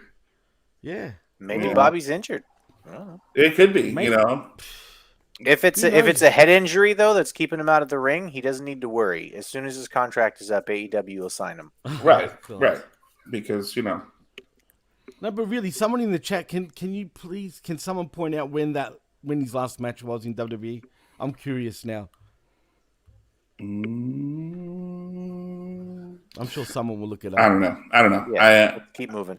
Yeah, we're gonna keep moving. It's one of those things. Anyway, so after this, we see security not hold Street Profits back. We don't see them hold back. You know, LWO or anything along those lines. They are able to hold back Dragon Lee. So hey, they did their job, right? Right? They did their job of holding back the one person who looked like he didn't belong there from getting into the ring. So yeah, good job. Retro Rocket says Bobby has a groin injury. No, I think he's picked the fucking stuff up around. Yeah, I know. That's what I'm saying. I wanted to read that because it was funny. Because you didn't let me finish. It says he bent over and hurt himself picking up all of his money. So thanks a lot, Jimmy. Do you remember when he was doing that damn stupid gimmick, man, when he was bending over, spreading his ass cheeks? Like, what the No. fuck, bro? You don't? No, I don't. I do not. I do not. Thank God. Think back to the little fucker, Leo Rush, when he was his manager. It was during that time. Yeah. So anyway, after this, we go to commercial break. After that, His we last come back. match was in June, by the way. June. Okay. June? Where? Who cares? It was in June. All right. House show in Mobile, Alabama. House show. He defeated But Baron Corbin. Forget a house Last show. time What on about TV television, was SmackDown, and it was January, February, March, April, May 12th of this Shit. year. It's gotta be May. It's gotta be May. So, It's gotta be man. but yeah, I think personally at this point we just we see that they're back in the backstage. We have the LWO, and Kayla comes in. She congratulates Ray, and Escobar cuts her off, and he says, "This was the best night of my life, of my career." But the Street Profits attacked him, and Ray tells her that the LWO is going to challenge Bobby Lashley and the Street Profits at Fastlane. So cool. So here's my question. Right, there's what, 4 LWO, and there's three of Bobby and the Street Profits. So who's sitting out and who's wrestling? Is it going to be Santos and Joaquin and the other guy, Del Toro, or is it going to be Ray and Santos and one of those guys? What do y'all think? It'll be Ray and Santos. And then will they do, like, what, DJZ? TJZ is not. They don't want to do anything with the other two guys for some reason. I'm not really sure why. They've got a stable with 2 single stars and a tag team, but every single time they have a tag team, they just put the 2 single stars in there. Right. I don't. Why do they keep running that? it's fucking infuriating from a logic standpoint. But I mean, I guess what they're trying to tell me is just that the other two guys are completely useless and can't win a match. But like, Well, I'm hearing that they're not going to great. debut Carlito very shortly again. Now, there's talk of debuting quite a few, like even. For fuck's Dude. sake, Jimmy. What? I'm being serious. This is what I've heard. I'm not saying that's what I think. But you know what? Maybe Carlito can be the third person instead. It'd make more sense than having either Del Toro or fucking DJZ. Well, I mean, here's the thing: if you've got that idea of okay, well, we've got um, Santos and we've got all this, but you have all these guys. How are we going to make it work? How do we make Bobby Lashley work? How do we make if we're gonna do all these things, we need to start using these guys. And they're the pin eaters. So if you're gonna elevate Bobby and them, why not put Del Toro in there with like just Ray or just Santos and go forward? I don't get it. It's one I'm of these cool things. with that if it goes like that. But if we're gonna have Santos and Ray, then we're gonna need someone equivalent, right? You'd think. I guess I don't know. Look, it's just weird. Why they're doing it the way they do it. I don't know. It's just fucking weird. Anyway, let's see. After that, we had. This is where the announce team talk about the Jade Cargill signing, which again I think we talked about, which was very interesting Storm for is us. coming to WWE, boys. The idea of hey, we're gonna keep we're gonna Stand let her keep the back. name.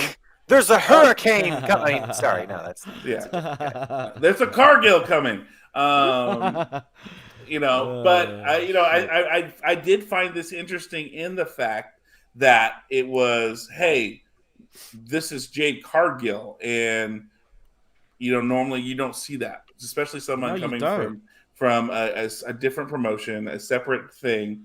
Hey, this is what we're doing and seeing, and so and then the fact that they recognize, hey, our signing of Jade Cargill, like they made it. It feels like when the NFL, when a team signs a free agent, and they got a big free agent signing, they really went all out in making this happen and go, oh yeah, we have this free agent that we're signing. Cool. Yeah. It's like the Bucks with the Damian Lillard thing the other week. Yes. Damn. Can't believe that. That is a damn. Look, it was, but I like this. I like this idea of it, and I know we kind of talked about it earlier with the Fed about how we're probably maybe this is an endeavor thing where we're going to see more of the idea that hey, we want to see these people retain their names because this is what they're known for. That's I think the bigger thing I think that this company is more interested in building stars, and I think that the WWE's whole thing of like, no, the marquee's going to say WWE, and that'll bring in all the people we need. We don't need stars, and I don't think that's going to fly anymore with TKO being in charge. They're going to be like, no. Right. Listen, Conor McGregor sells pay-per-views. Get yourselves some Conor McGregors. Right. Exactly. I think that's but we see that tonight. What again? This is the third week in a row where we see the show end with a non-wrestling segment, and who's involved? John Cena, right? If that doesn't scream, we want to build stars and we want stars to be involved, and you have someone like John Cena who's in the show doing it, I think we're seeing that shift in that direction. So, because after the Jade Cargill thing, we see John Cena arriving to the arena, and then we go to commercial break, and after that, we have the backstage segment of the night with the Elton Prince recovery video. And then, of course, the Brawling Brutes talking about how they should really have broken his leg instead of his shoulder. So that was good. And then we have... do I have to say it? Do I have to say what we have next? Charlotte Flair versus Bayley with Dakota Kai and Io Sky outside. I mean... Dakota Kai. Yeah, this match sucked, bro. It was not good. It was not good. It I sucked. I thought didn't. it would have been a lot better considering the two women that were actually in the match. I mean, hey, thinking is one thing, but actually doing is another, apparently. So, and they didn't do it with this match at all for me. So, I don't know. This was first of all, like we kind of talked about, that fucking outfit that Charlotte wore was so goddamn stupid. Um, like what the hell, Charlotte? Are And you? why isn't Bailey showing off her ass? I don't understand this. She hasn't been since they've been on this, whatchamacallit, damage control bit. She's been kind of like that, Oh more. no, man! Oh no, man! You remember what she wore at that fucking Puerto Rico pay-per-view? Well, yeah, All but right. Her you're ass right. is You're getting right. sort of bigger and bigger as the weeks go by. Not that it's a bad thing. I'm just saying. And No, I'm just noticing. She must have gone from, say, a size 10 at one stage. She looks like she's pushing 14 right now. But a good 14. She looks good. look, I've never wanted to say like Bailey didn't look good. Especially that backside. Like, and man, people disallow her front side. She's very proportionate, on both sides. Yeah, like she's very proportionate. Yeah. But Bailey can touch it anytime she yeah, wants. I agree. She's allowed, but I don't know. And there was something that was said at the beginning of this match. I'm trying to remember. I wrote it down last night. It was, and this is kind of where I feel like this not only applied to Bailey, but to Charlotte as well. It was when Charlotte said, "You were one of the four horsemen, and now you're a stepping stone." But I feel like that is Charlotte voicing her own opinion about herself as well. It can apply to Charlotte too. Like, and so this match to me had nothing to it because it was like, I don't care. I don't care. Because it didn't mean anything. Which imagine 2 to 3 years ago, we're sitting around talking about wrestling and we say, that a match between Charlotte and Bailey is not going to mean anything. I mean, think about it. This is a match that we had on a Friday night, a week before a pay-per-view. For nothing. For nothing. A Bailey versus Charlotte match, right? I don't know. No, you're right.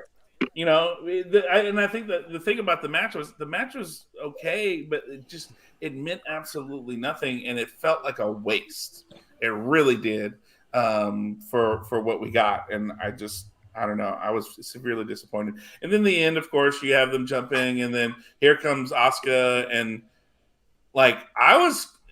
so was Bailey saying that she's giving Charlotte the match or Asuka the match?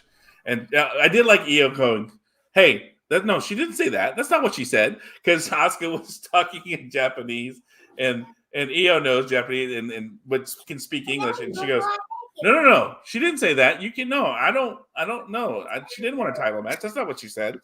I did find that very funny. But so wait, is it going to be another triple threat match with Io and Charlotte and Asuka based off the end of it? Because I was a little confused. Yeah, it's triple threat. For fuck's sake. Yeah, which is why Io was upset, because holy fuck, why do I have to defend against two people? Why are you getting me involved in this shit? Right. Really?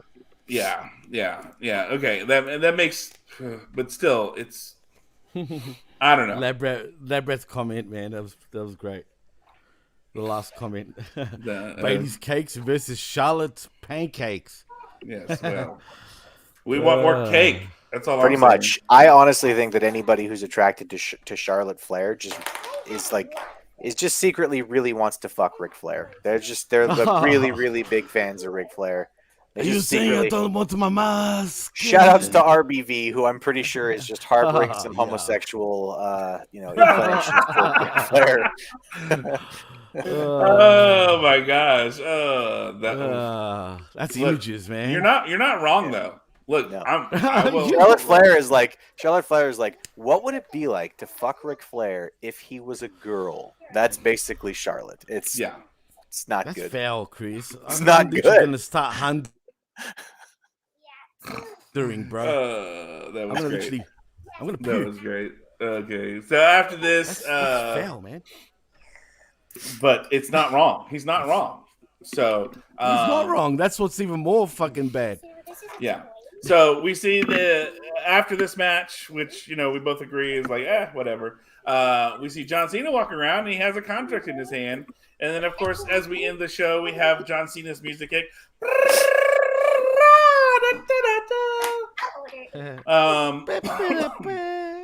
And so as he comes through, making his way downtown, walking fast and all that, he has his contract and he's like, yeah, you know what happened? They said I could not show up and I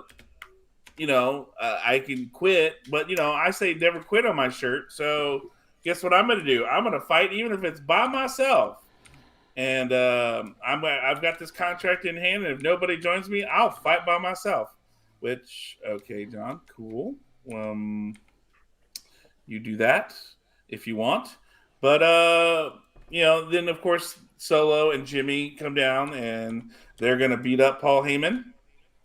And, not Paul Heyman. They're going to beat up John Cena. And then, of course, what was supposed to happen last week, LA Knight makes appearance. And they make the profound statement of, hey, we're in Sacramento, but LA is here. And LA Knight comes in and clears the ring, and then he he signs the contract to challenge the Bloodline to join John Cena at Fastlane of Jimmy Uso and Solo Sikoa for that very reason. Hey, we're going to fight the Bloodline, and we're going to take them out. I always feel weird when the show ends without a wrestling match, like when it's like an extended in-ring segment like this. It feels weird to me, and we've had it for 3 weeks in a row. And the sad part is, like, it was the same exact thing as last week, yet this time LA Knight showed up. Well, Raw is exactly the same thing for the last 5 weeks also, so... And I don't watch Raw, so that's got to tell you something, man. Yeah, look, this SmackDown... Look, I will say LA Knight did get a monster pop, though, man. So, we'll give him that. But yeah, they're on cruise control right now, guys, man. And that's the thing. I think they're just... I don't know what they're trying to do. I don't know if they're testing waters and whatnot. But a lot of it is rinse and repeat for the last 6 weeks, it feels like. Yeah. For the last 6 years, you mean? Yeah. I mean, I don't mind if I don't mind ending this way. It was a really big pop for LA Knight. But for me, like, the biggest problem with this segment is the same problem that I've had with every John Cena segment since the beginning of me seeing John Cena segments. And that's that. For me personally, then, now, forever, John Cena sucks. John Cena sucks. Yeah. And that's that. Yeah. I mean, and that's that, exactly, right? He did it I knew again. it. The second he said it that time, I knew what he was going to do. And he's out of the building. But this is early for him. I know. I love it. We're only an hour and 47 in. We still have a long way to go, sir. I know. Fuck. No, Jesus, Chris. No, we don't. Come on, man. Too early, son. Nah, I think he made a good call on that, because there's really not much else to talk about if we're going to be honest. The only let's see, there was something that came up that I wanted to see if we want to talk about. So what do you want to talk about?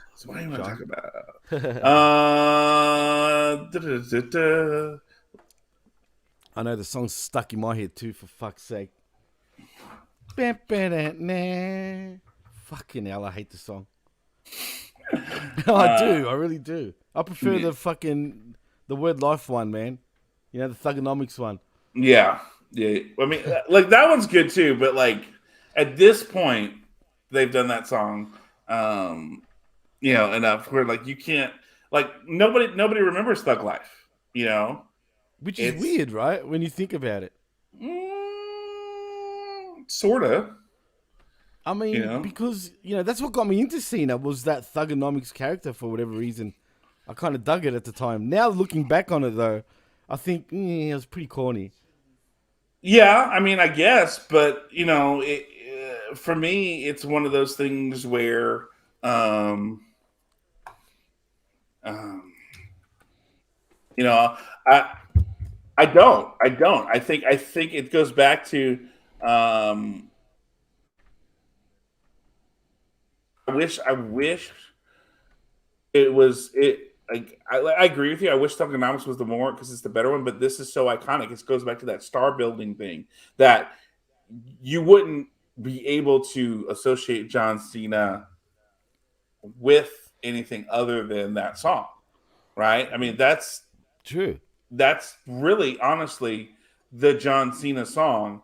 I mean, it's been in memes, it's been in everything. And so then how do you in turn um go about and and and and try to associate with him because you need to not only have a look, you need to have a song, and this makes everything John Cena. Think about The Rock.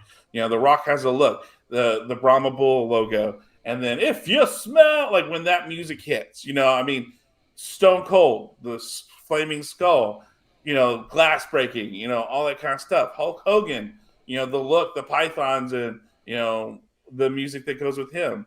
I think I think those are the important things that make us go, "Oh yeah," you know.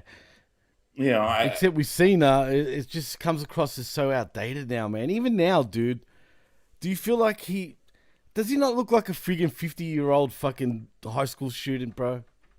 I don't Even think lower so. than that. I You mean, don't think look, so? he's got the bald spot, and that Yeah, and that that too. that takes you a minute to kind of go, "Oh yeah, like Cena's shit." Not he's not shit, but like shit, Oh, he's I get old. you. I You get know, you know what I mean? Like that. It's more of that. It's oh wow, he's gotten old. And then it makes us realize how old he is. But then at the same Fuck. time too, you have to respect the fact that for his age, holy cow, like the dude is jacked. The Rock for Oh, his age, absolutely. you Oh, The know, Rock's a different level, bro. yeah, He's like a fine wine, man. Doesn't matter that he's aging. He just looks great. Even at 60, I bet he'll still look jacked, bro. oh yeah, I mean that's the crazy part is like The Rock is jacked. Like Um, jacked. Like and I even mean, way more jacked than John Cena, bro. Like when you think about it. And he's bald too, which saves him. right? No, it's not because he's bald. But sorry, D was like, he looks jacked because he's bald. No, he's fucking jacked. Ugh, well, whatever. Yeah, I guess. Right, but I mean, at the same time, too, it's one of those things of, um, I think for when it comes to like the Rock and Cena again and Stone Cold. I mean, Stone Cold looks He looks amazing. amazing, bro. Absolutely. Fuck yeah, man. I You mean, when know, you really think about it, you look at him. I mean, you can tell he's aged, but not that much. right? And I mean, I think honestly, it's one of those things where they have a look and they understand what they need to do, to maintain that look, to maintain that. Hey, this is what the fans expect. This is what they are looking for, kind of thing. Which I mean, sounds weird, but you have an image. You have an image of Right. this person, and they're going to have to maintain it. Goldberg. I mean, yeah, he's got the salt and pepper goatee, but that dude is still jacked. I mean, it's that idea that you build these stars. Everybody has iconic music. Everybody has that kind of thing. And so therefore, with John Cena, if he comes out in anything other like the Thugonomics word life, that was a one-off and that was cool. But a majority of people want to hear that. Oh, shit. You're right, John. That killed me. Yeah. you know, but that's That's what people want. That's what the people want. That's what they're looking for. Is that in their hero, and you know, it's the building star thing, and I think we're going to start seeing that more. Just with this Jade Cargill thing and the way things are progressing, it feels like to me we're going to see WWE become a company that builds stars again. I hope so. I hope you're right. Because I mean, let's be honest, that's what made WWE great. Was you had Hogan, you had Andre, you had the Macho Man, you had Ted DiBiase, you had IRS, you had all these names that not only were they good in the ring, but they were marketable, and they like the brands that they sold. And everybody complained about the 80s and 90s with the workman era, where you had a tax collector and a trash man. So what, man? I still can watch that and keep a kayfabe in my own mind. But here's my other thing, Jimmy, that we got to remember. Think about the marketing that Vince got out of that. Reaching kids, reaching families, reaching all that kind of stuff with all that kind of stuff. It's like, he did that for a reason. Otherwise, you're a freaking idiot. Literally, the marketing for everything. Think about it. Figures like action figures, whatever merch. Just having like a tax collector, right? For example, and the $1 Million Man, or remember like Earthquake.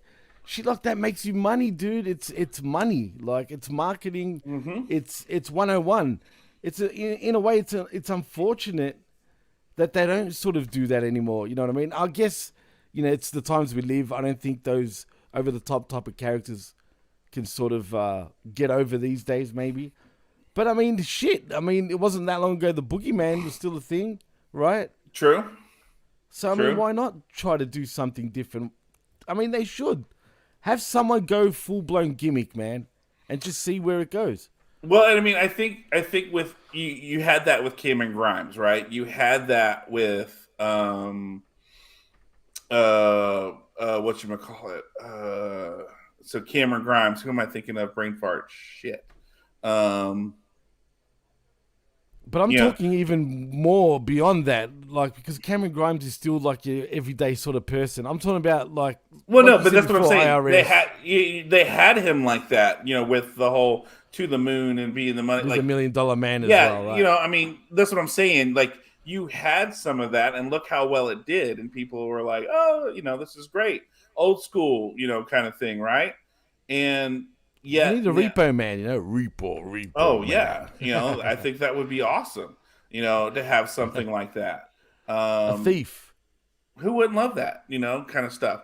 Hell, even make it topical, right? Do something along the lines of, a Wall Street, kind of, gimmick, or something along those lines of people, people that people hate, that do something like that. I don't know. It's one of those things where you've got to make it work somehow. And how you do that is up to you. But It's character. Again, what has Ben Hameen said all along? Character will get you over more than anything else. And it's proven that it always does get you over. And the thing is, I feel like WWE don't think outside the box anymore, or they're too afraid to take risks anymore. Yeah. You know what I'm saying? They just want to keep it sort of, what's the word? There's a word I wanted to use, but vanilla, shall I say. Yeah. You know what I mean? And that's what's kind of annoying. Oh, Dexter, actually, Labrat, that's a good comment. Dexter could have been great if they let him loose with his gimmick, but the problem is he's a stalker, you know what I mean? And if you remember back in Impact, he was stalking women and all sorts of shit. I mean, it's a bit too creepy, if you know what I mean. I mean, I get what you're saying, Jimmy, but at the same time, too, you got to take risks. You got to allow stuff like that to happen, and if you don't, then you don't know what's going to happen. Uncle Howdy is the only ones, and Bray Wyatt, really, that, that was kind of, newer, up-and-comers from the last 10 years, 15 years compared to anyone before that. The problem though, like with Bray, is you had a gimmick that worked, and then he was trying to redo a gimmick, and it was never the same. That was the issue. He was Bray Wyatt, the cult leader, and then he wanted to do these other things. Cool, but he had to come to the realization that I can't do these. I'm Bray Wyatt. like trying to get him to change as a character, the Fiend and all that kind of stuff. I get what he was trying to do, but it didn't work because everybody wanted Bray Wyatt. And Right. and so then later we see the idea of like he was trying to reincorporate some of the Bray Wyatt into what he did. And don't get you wrong, like the WWE, the WrestleMania thing he did with John Cena was great. He had some moments in there that were great, but nothing that stood out like the Bray Wyatt character, and that I think is the hard part. You try to retool. Glenn Jacobs was able to do it because everything he did up to Kane was crap. And it wasn't on TV for very long. Whereas then when Kane came along, and then of course the other half of it is too, you couldn't see that it was Glenn Jacobs for the longest time. Right, exactly. They made you forget. Yeah, it made totally. You forget that he was. And think about the build to when he took off the mask, dude. I mean, when he first took off that damn mask, I was like, "Whoa, put that back on." You know what I mean? Like, but here, like you said, here's the thing, Jimmy. Remember, if the mask comes off, right? It had been so long that he had the mask on that nobody goes, "Oh, that's Isaac Yankem." No that's one said that. That's the Memphis Christmas tree monster. That from Memphis. Which he was that too.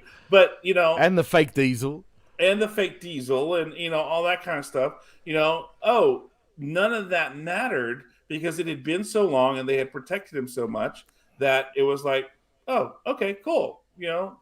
This is Kane. 100%. And it was awesome because they protected that. If Bray wanted to do that, Bray needed to protect himself, put him behind a mask, or let somebody else do it. Yep. And I think we were going to get that. Like, I liked the idea of him coming out and being himself and saying, look, I had been all these things, but in all actuality, I'm just a guy struggling and whatever. And then we had, Bo Dallas, doing the whole Uncle Howdy bit. And I liked that. It's like, okay, this is a way where Bray gets to do his creative stuff, but he's still, he's not involved. So then we get Bray Wyatt. I'm cool with that. Right. And I was hoping the same thing. I wanted to get that, cult leader Bray as well. But look, that's a pet peeve of Triple H's, for example, is that Bray was too creative for his own good, if that makes any sense. But he was, right. And like that's the thing is, because when you work with creative people, so like a lot of people don't know this. So my first job when I moved to Texas and I was going to seminary, my first job was at a church here in the Dallas-Fort Worth area called Fellowship Church. Had 20,000 people, right? Wow. Ed Young Jr. 20. It's a mega church. I mean, he's still there. It's whatever, but I was working in the second and third grade. I was in the kids ministry as second and third grade room pastor. Right. We every week wrote scripts and curriculum for what we were doing for an 8-week period. We created sets and set designs, like all these kind of things, right? So we're going in. We had writers' weeks where we wrote, curriculum for 8 weeks and come up with the ideas and the theme. Then we have to go build the sets for whatever. And then like we had a week turnaround after 8 weeks, right?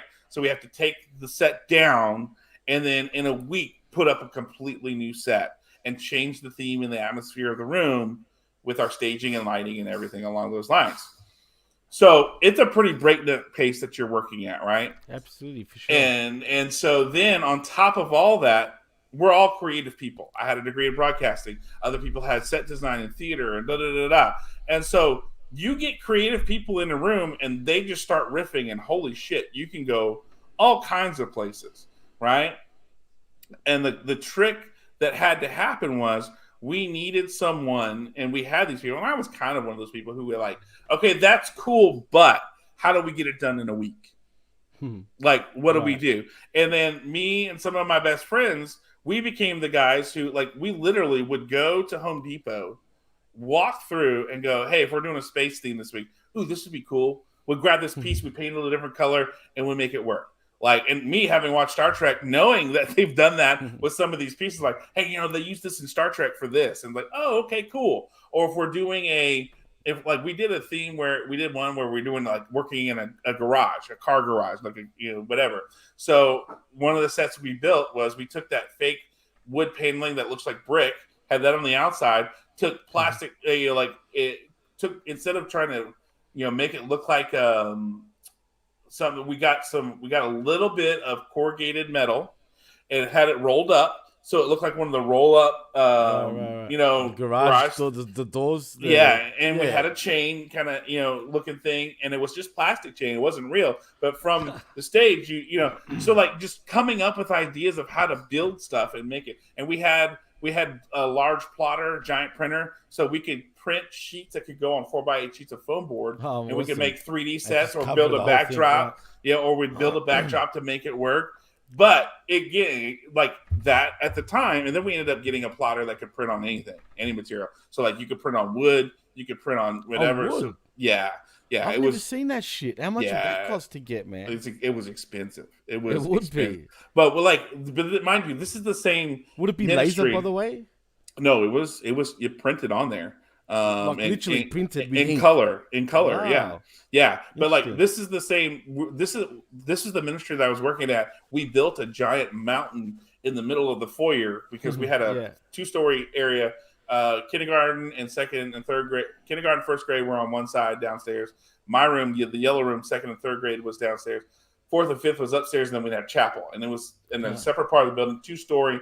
And we built a mountain that went all the way up to the roof, past the 2-story, from the very bottom all the way up to the roof. We had a working waterfall in it. We had a train that went around it, dude. Oh no way! This is the type of creative people we're working with, and you have to go down. So as a kid, you love that stuff, man. Yeah, and that was the whole point. If you got kids to come to church, then parents are going to come. And so I can understand Triple H being frustrated because Bray's got all these ideas and trying to get him to narrow it down to tell a concise, clear story. Because here's the thing. When he did the Playhouse and all that, like you could see it was very disjointed. There was a lot going on and he had a lot he wanted to do. And it's like having been that person to say, but how do we do it? How do we practically do this? It becomes frustrating and you get burnt out. Because this person's just wearing you down with idea after idea. Hey, let's do this. Okay, cool. But then let's go do this. And then, okay, let's do like, no. Hey, focus. Let's work on this one thing. Right. It sounds really cool. And it can be a real whip in the ass when that happens, especially with creative types. And so, I mean, working with music and things like that, I'm sure you have that with people all the time. It's like, sure. Oh, hey, we're going to do this. But I mean, I like this, but no. You need, when you're producing music or anything like it, you need that person who's going to be that. All this is great. I love where we're going, but let's figure out how we can best do this, so we can put up the best product possible, and we're not looking like we don't know what the fuck we're doing. Yeah, and that's the thing, because it's not like Bray. See, the thing is, for Bray to tell his story like he wanted to, he probably needed the whole show to himself. Right. I mean, to be fair, but he probably needed to remember at the time too. You've only got 15 minutes here, 15 minutes here. Slow down, focus, like you said, and let's just take it one step at a time instead of going, oh, I want to go here, want to go there, want to go right there. I could only imagine the frustration with Triple H and Vince McMahon. Heck, in a way, that was one of the reasons why Vince fired him, because he was just over his fucking creative juices, if that makes any sense. Like, I guess he didn't understand how to tell the story the way WWE want to tell a story. Do you know what I mean? I think he was getting way too deep for even your normal everyday wrestling fan that probably didn't need to like be told such a deep sort of movie-esque type of story. You know what I mean? Because at the end of the day, it's wrestling. It's not a fucking movie, I'm surprised they never did a movie, though, with WWE Studios. They could have done something with him, right? Well, I don't think they have anything anymore. Well, okay. Oops, sorry. You're probably right. All right. There's a news story that came across. A man is auctioning most of his 150 plus classic cars. I need to see where this is because maybe I can get a classic car for real cheap. Corning, Iowa. Hard, bro. Oh, more than 100 cars are heading to the auction block. If you own an old classic car, you know there's a lot of work. But if you own 150, then it might be time to sell. Got a 55 Oldsmobile 2-door hardtop, real nice. Da-da-da-da-da. That'd be expensive though, dude. All the classics now here, like the Aussie Where? classics, man. My first But, car goes for over fucking 60 grand right now. I'm cursing that I ever sold it. look, there's plenty. Obviously, Taylor Sunday in Corning. Oh, remember the highest bid wins the car. You can find more information at the bid at vanderbrinkauctions.com. So today, because when is this new story? September 29th. So yeah, it's so the auction's been going on for 2 hours. Damn it. Do you have to attend the auction? It says I'm thinking, yeah, you had to be there live. Is it like former insurance write-offs, if you know what I mean, even?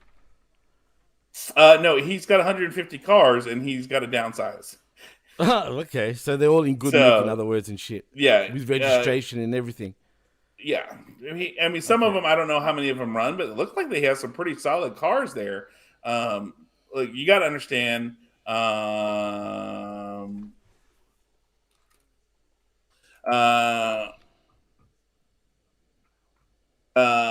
Sorry, I'm reading about the story. It's just look, I love cars. As a matter of fact, I'm missing a car show this weekend that's at Texas Motor Speedway. We're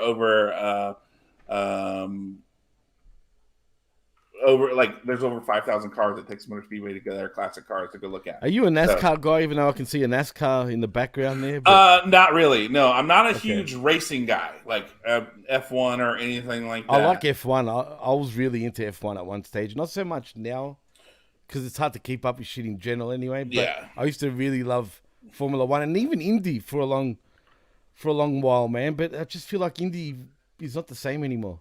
Yeah, I don't what is it? Like racing in general.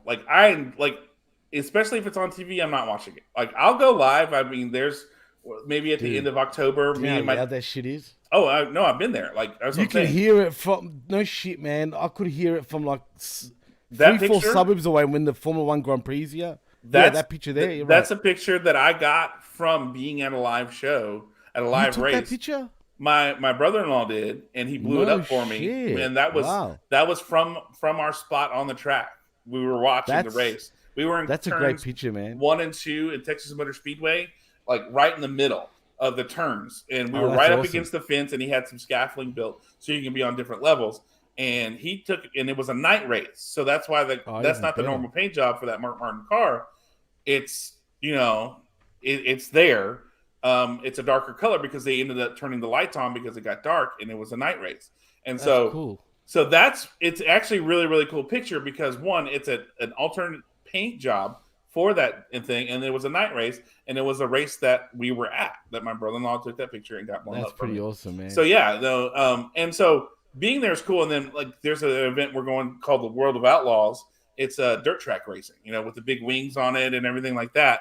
And they're going to be running up here and we're going to go. My dad's, getting tickets and we're going to go. Sick. It's just so, but for me, I love the idea of the look of the car, the motion of the car, the movement of the car.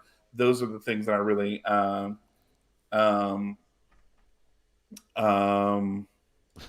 you gone blank? No, I mean, it's just, I like the idea of the race live. Like on TV, it doesn't do anything for me because there's no connection. There's I like the sound, the feel, the noise, because this is what this vehicle was made to do, right? So you're seeing something in its purpose, and that gives you that connection. Whereas when you're watching it on TV, that's all taken away. So there's no real connection to what's happening. So. No, you're right. There isn't any connection. You got to be there. It's one of those things, man. Yeah, I love baseball. And I mean, I'll watch baseball on TV, football, same thing. I've got to the point now where TV sports just don't do it for me like being there live. Once you've been live to different things, it's harder to be involved TV-wise with a sport. I used to go, for example, to the Australian rules football games week in, week out, bro. I had season tickets for years. And a reserve seat. And I went all the way to the finals. I mean, literally. And then after seeing my team, because my team was pretty dominant, not so much now, but at this stage, they won 3 championships in a row. I kind of stopped going because I was that bored that my team would win all the time. I kid you not. Only now I'm starting to get back into it Yeah. because my team's on the way up, sort of thing. They started from the bottom again. They've rebuilt this squad. But the point is, nothing beats being there. Television is cool, but it's just not the same thing. Yeah, I agree with you. And I mean, it's again, it's like once you've been live, you miss that connection. You miss that kind of thing that made you like it in the beginning. Honestly, I think, I don't know, and I like with wrestling too. I think that's why I struggle with watching TV wrestling, because whether or not I'm there, like I think when you watch wrestling live, it's just that much better. And Yeah, I I think agree. It depends, though. If you're at a big stadium event, I don't know if you've been to a stadium event with wrestling. Have you ever I been? have It's like not the same, dude. Like, especially if you're up in the, like, just say you're not on the floor for a stadium event and you're probably on level 1 out of like a 4-tier stadium, outdoor stadium, say, right? When you go towards the back end, like say second tier of a stadium, it I don't know, man. It's just not the same. Whereas when you're on the floor in an arena and you're kind of close to the front, you get all the atmosphere and everyone around you is going crazy, and in turn you start losing your shit too, and it makes the event so much more fun. But yeah, stadium shows can be a bit, you know what I mean? You need good seats, like literally need good seats to enjoy it. I think anyway. no, I did one. It was at the AAC, so it's 20,000 seat, stadium. But that's an arena, Hey, though. look, Really. Bestie makes a Hey. run in. She joined. She says live is 1,000% better. Thanks, Bestie. Like I went a 20,000 seat arena at the AAC. It was, I forget which pay per view it was, but it was the one in Dallas that they had where Undertaker got buried, and we were situated in a way where we saw the back half of what happened, how he just rolled out, from getting buried or whatever. But still, it was a fun event. It was different because you're not hearing commentary or anything like that. But even that far up, being live and hearing the smacks of them landing on the mic mat, that shit real loud, man. they don't mic it. That's what I'm telling you. Nothing What? was coming through the PA. The only thing coming through the PA. Hey, Aaron, Lance was in WWE. He was called Vance Archer. Vance Archer, exactly. He was in WWE for a little bit, like a couple years, and then they got rid of him. But yeah, I think he made a video game though. He did. SmackDown versus Raw 2007, I think it was. Yeah, he was Vance Archer. What a fucking stupid name, Vance Archer. Why couldn't you just call him Lance fucking Archer? Seriously. I don't know why they look. Why do people do what they do? I don't know. But the only thing that was mic'd was when they would announce the matches and the music and everything else. This is them just smacking the mat, and you're hearing it in the upper. I'm in the 300 levels of that arena, and mind you, again, it's an arena, not an open air coliseum. So right, arena's different to open air. I was talking about 100,000 seat stadium now, not 20,000. Arena shows are good no matter where you sit, man. And I'm talking about 20 and under, like 20K and under seating capacity. But anything over the 20 mark, it gets a bit sketchy. Yeah, I mean, but I think it's that idea of you're a part of something live with other people. Definitely. Sure. I think that's really the bigger thing, is whether it's open arena or whatever. The fact that think about it this way, Jimmy. You are only one of 20,000 or 100,000 people who are at a place who are going to be there live. Everybody else has to watch it on TV. Sure. Everybody else has to. If you're there seeing it in real time with your own eyes, regardless of how far away you are, you paid to be there, and absolutely. And I'd rather be there. And you're here's the other thing you got to remember: you're contributing to the show by your cheering and your booing and everything else. You are physically it's a 0.1% contribution, but you are contributing to that show, and that is the difference. No matter what, you can't contribute to the show when it's watching it on TV. No, you can't. It's true. And you're not actually contributing to the show at all, other than the views that they get. You're not they're not hearing your boos or yays. They're not hearing that you think this sucks or not. It's, whatever. You know. No, it's true, man. It's a different experience from being home. I mean, I'll never forget the first time I ever went to the wrestling, man. I mean, the first time I ever went was in '92, and it was at an indie, but a glorified indie where I had Jake the Snake at the time, Jim the Anvil Knight out. There was some decent names on the card. That's when I first saw Jushin Thunder Liger, who I had no idea who the fuck he was. I'm thinking, who the fuck is this guy? I was only a kid, dude. I was only like in the 4th grade in '92. Right. So I wasn't into Japanese wrestling yet. Like, I didn't even know what the fuck that was. All I know is I saw Jushin Thunder Liger, and at the time, as a kid, I was like, wow, this guy is captivating. And then from then on, I never forgot him, man. Then I saw him on WCW. Then I started digging into his Japanese stuff, and that was it. I was off to the races. That's why I've always had a soft spot for Jushin Thunder Liger, because he's truly one of the first wrestlers I ever saw, even though I didn't know who he was. And at the time, there was also young Chris Benoit and Chris Jericho and Dean Malenko, and I had no idea who the fuck they were during that time. So, yeah, pretty interesting. Yeah. But, yeah. Okay, so since Chris left and we didn't have a chance to, but what do you rate this show? What's your grade on? I feel like sometimes we're a lot harsher than we need to be, in a way. Like, sometimes we can come across as cynical, and really the show is not as bad as we're saying it kind of is. So in saying that, I would say C+. C+. I'm going to go just flat C. The Santos Escobar, all that match was, really great. good. I felt really like good. For once that put Santos over, dude. It almost made him, in a way. Yeah. I'm going to say the other matches that they had were fine. I think, they were solid. They didn't do anything for me, but they weren't like egregious and like, why the fuck are we having this match, or, what the hell?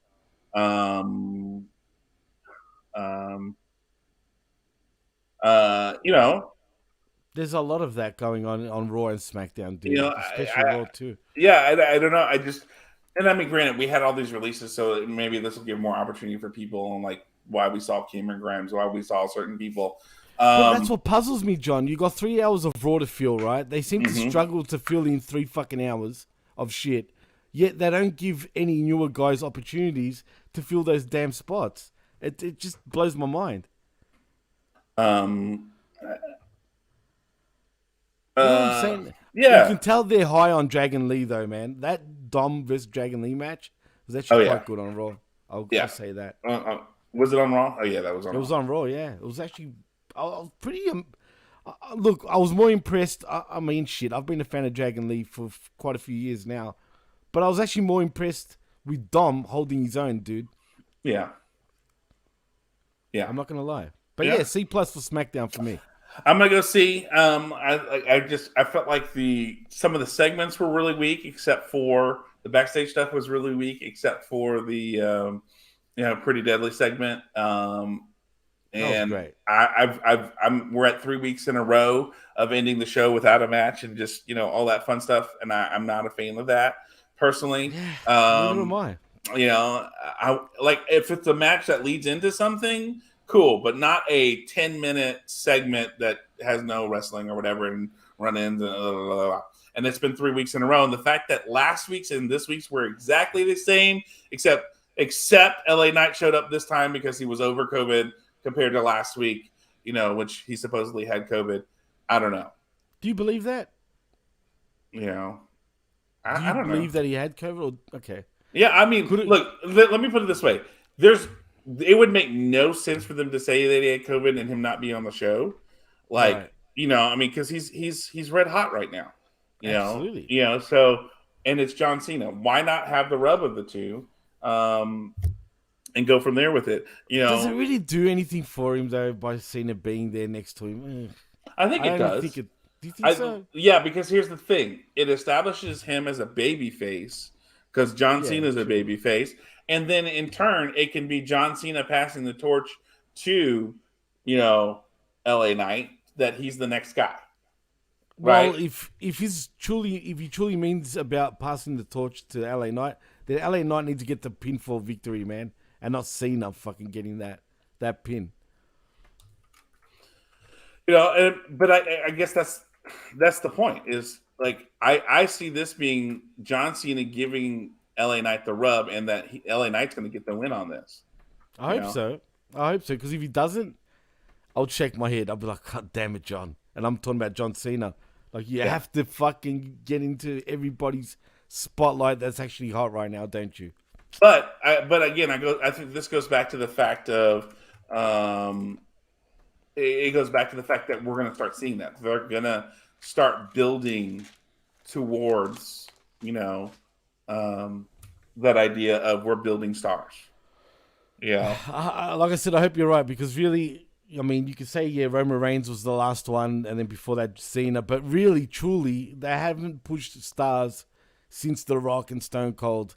That was really when they really fucking, strapped on the WWE machine. You know what I mean? Cena and Roman Reigns, sure, you could say they were the only two guys after that era. But they could have done even more with those two guys, I dare say, in a weird way. I mean, really, when you think about it. I mean, when you compare to the way they pushed your Hogans, your Rocks, your Stone Colds, it doesn't compare. Right. And I mean, I don't disagree with you on that, but at the same time, too, the thing I think you got to remember too is John Cena did that despite the fact that they weren't pushing stars. Right. That's why I'll take my hat off to him for sure. Yeah. And I mean, why not be that person? And to me, I really feel like John Cena could be that guy who could, help build this next generation. If he's dead serious about doing that, absolutely he can. Whether he does, I'm just not sure, man. I think he will. I think he will. I hope he does. I really feel like, but if you're going to compare him to The Rock, John Cena is more likely to be the guy who does that for the next generation than The Rock will. The Rock. You The Rock really put over when you think about it, other than Stone Cold, man. No, nobody. Like, that's what I'm saying. That's what I'm saying. Stone Cold was the only one where he was more than happy to play second fiddle to. But I mean, The Rock didn't really even play second fiddle to Hogan. No, that's what I'm saying. That's what I'm trying to say. And truly, Stone Cold was the only one where he would lay down for without thinking about it. But did he lay down though? Well, he only won one match. When you think about it, out of their they had 3-4 big matches. I mean, I guess all at Mania, man. He won the last match at Mania, right? And I mean, him and the Cena thing with him. I think I don't know. I don't know. Like, as exciting as it was when The Rock came back, I mean, shit, I was hyped at the time. I'm not gonna lie. But did they really need to put The Rock over Cena, straight off the bat? Did they really need to put Rock over Punk even, where he won the WWE Championship over Punk? Well, I mean, I think it goes back to, I see what you're saying, but at the same time, too, that's the hard part, is that you have this idea of, do we want to give the people what they want? Because, well, yeah, and I was cool with that. As a matter of fact, I wanted that. It was pretty surreal. And who says I wouldn't have done the same thing? But when you look at the bigger picture, though, right. I mean, I don't know. This is why I don't have the book, because exactly. It's one of those things of like, well, I could see putting The Rock over CM Punk because it's giving the people what they want, but is this better long term? I don't know. Like, it's one of those things, but I really feel like right now, because we had The Rock come and go, right? He did that because he needed the PR, and it was sweet. We're the only guys that's saying that, John. No one else has actually said that, but it's 100% it was a PR fucking stunt. And I mean, it's sweeps week, and that's, gives Fox the boost they needed and all that kind of stuff. But Cena really, I feel like, is a guy who could, put over the next generation. And do what needs to be done. And I think it's important for us to recognize that. And, Medium 5 is saying this. Cena's doing what The Rock did years back. when Cena called out The Rock on that promo. It's all recycled. Cena will be gone in 2 weeks. Well, yeah, no, he's here for 7. He said that from the beginning. Apparently, he's going to be here even longer than 7 now. Going Supposedly. by a couple of reports. But that's fine, because if he's doing that where he's giving the rub to people, I'm totally fine with that. So far the rub he's given to is AJ Styles and LA Knight, both in their 40s and either at his age or older. Fuck. When you put it that way, I mean, I know. I'm that also. I like the theory of what he's doing, but I'm also dumping on my own theory of the fact that he's only giving the rub to people who are in their 40s. Where's the young whippersnappers, for crying out loud? Jeez. Yeah, the Austin Theory, Grayson Waller rub. No. Oh, actually, he did fucking put Theory over. I remember Theory beat him. Yeah, and I know that he did something with Waller too, but still. And really, but it didn't do anything it didn't feel like a real rub, if that makes sense. No, it wasn't. It wasn't. It was just it was a moment more than anything else. So, but I think in the long run, this was a mess show, which leads leading to a meh pay-per-view next week. If I'm honest. Every time we say that, though, they hit it out of the park in the ring, man. I know. And look, but what match is on that card next week that you're like, oh my God, I can't wait to see this match? Nothing. Actually, nothing. But the only reason why I say that, every time I think they're going to let us down, they don't, man. They end up putting on banger after banger. I know what you're saying. Look, I'm hearing what you're saying. But at the same time, I have to go on the fact of, what are they giving us? And apparently Jimmy's leaving the show too. Sorry, D was just talking to me. That's why. No, you're fine. I'm just giving you a hard time. It goes back to that idea of like, if you want me to buy something, if you want me to be interested and invest into something, you need to give me something in return. And I hear what you're saying, that the pay-per-views have been solid and everything along those lines. But at the same time, you need to get me there to begin with. And they haven't. Right. That's true. So it's been a crap build. It's been a shithouse build, man. And it has been every time. That's the problem. Yeah, that's true. But as long as hopefully they put on a good show, as they usually do. But, maybe it'll stink. I think Fastlane is kind of pointless at this point.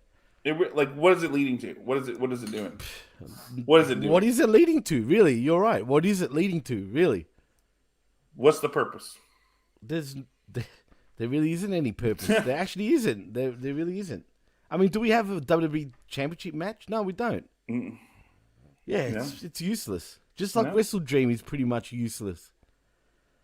I'm just glad I'm not involved with that. Well, I'll have to fucking watch it, unfortunately. Hopefully they fucking prove me wrong, but we'll see. No, they won't. I know, that's true. They won't prove you wrong. All right, well, Jimmy, let's wrap this up and get the fuck out of here. It's 12:32. I don't feel like there's anything else really need to discuss. There was something that popped. I was going to ask about, but I'm like, fuck it, we're done. Well, it's 4:30 a.m. It's funny because daylight savings started at 2 a.m. my time, right? For me.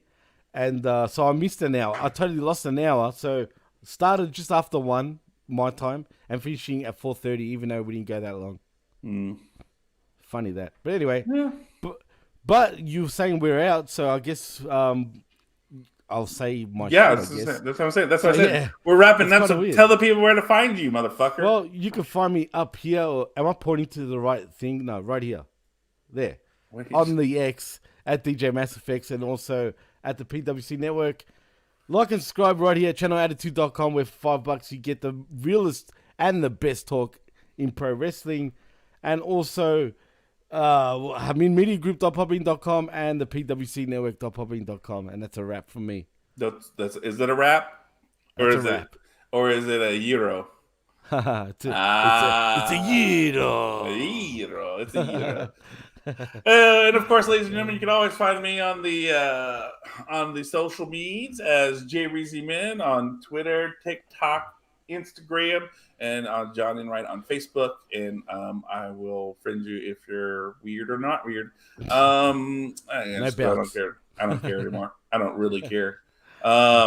John's open for anybody. Look, I'm so single. I'm open for anybody. Let's put it that way. Oh, you're single again? Yeah. Oh man. Yeah, like 2 weeks ago, right before the day before our massive fundraiser, and I'm busy. My girlfriend decided she didn't want to date anymore. She's not in a person. She wasn't in a place where we've been Can I together do for one of about. these ones? No, it's look. She's No. she's she's Oh, dealing with fuck some stuff. you. Well, I look. Oh, fair enough. She's like, hey, I'm emotionally not in a good place. I don't know why. I don't want to do this, but I just can't give you what you want or need.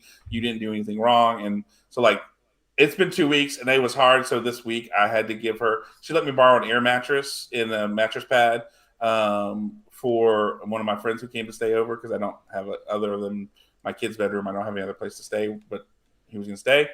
Yeah. And so I had to bring that back to her this week, you know, and that was hard because like we care about each other, but she said she's not in a good place. She doesn't know what it is that she's dealing with, but emotionally she can't, you know. And she didn't. I was like, look, I appreciate that because I'd rather you take care of yourself and not be able to like, you know, not be able to, you know, you just fake it and then things just get worse and worse and worse. And, you know, she obviously has to take care of something. And then obviously, and I mean, I don't want to sound this the wrong way. And I told her this, I don't want to sound the wrong way, but obviously I'm a hindrance at some point and you need to take care of yourself because you can't give me what I need if you can't take care of yourself and do the things you need.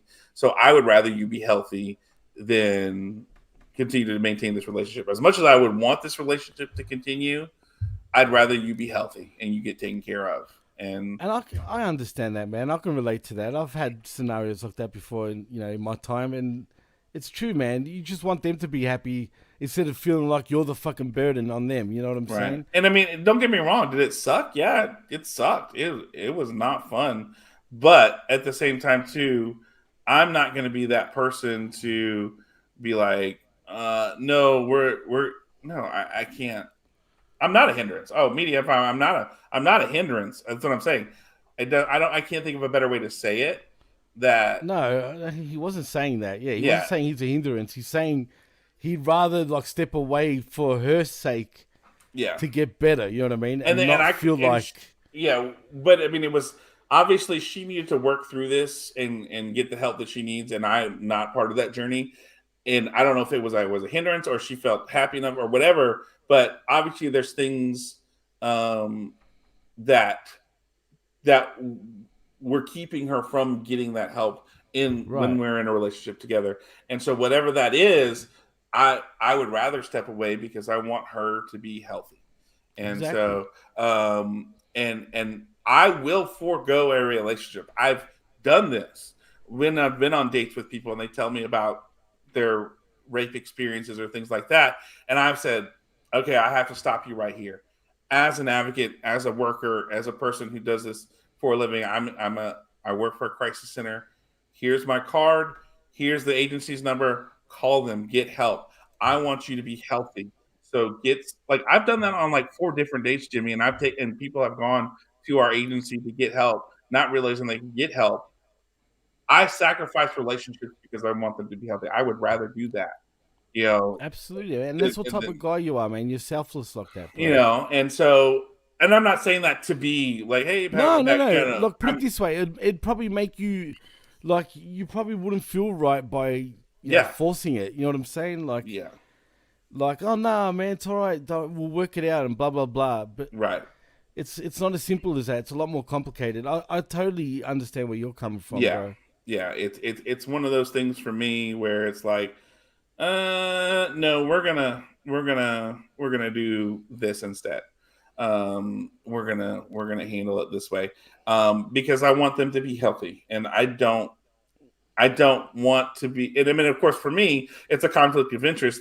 They can't date me if they're getting services from our agency, you know, and I would rather that. You know, I'd rather they get services. That's more important than the relationship for me because you Right. know it started. Exactly. No. You know, Spot but on. anyway, you know, so yeah, that happened. That was 2 weeks ago, and then that it was hard, and to have that to see her, and we talked for about 30 minutes, and she had to go, and I had to go. like it was. I was not prepared for the emotional aspect of it still a little bit, but I think it was fine. But at the same time, afterwards, I called Brittany and I went over and we went and talked.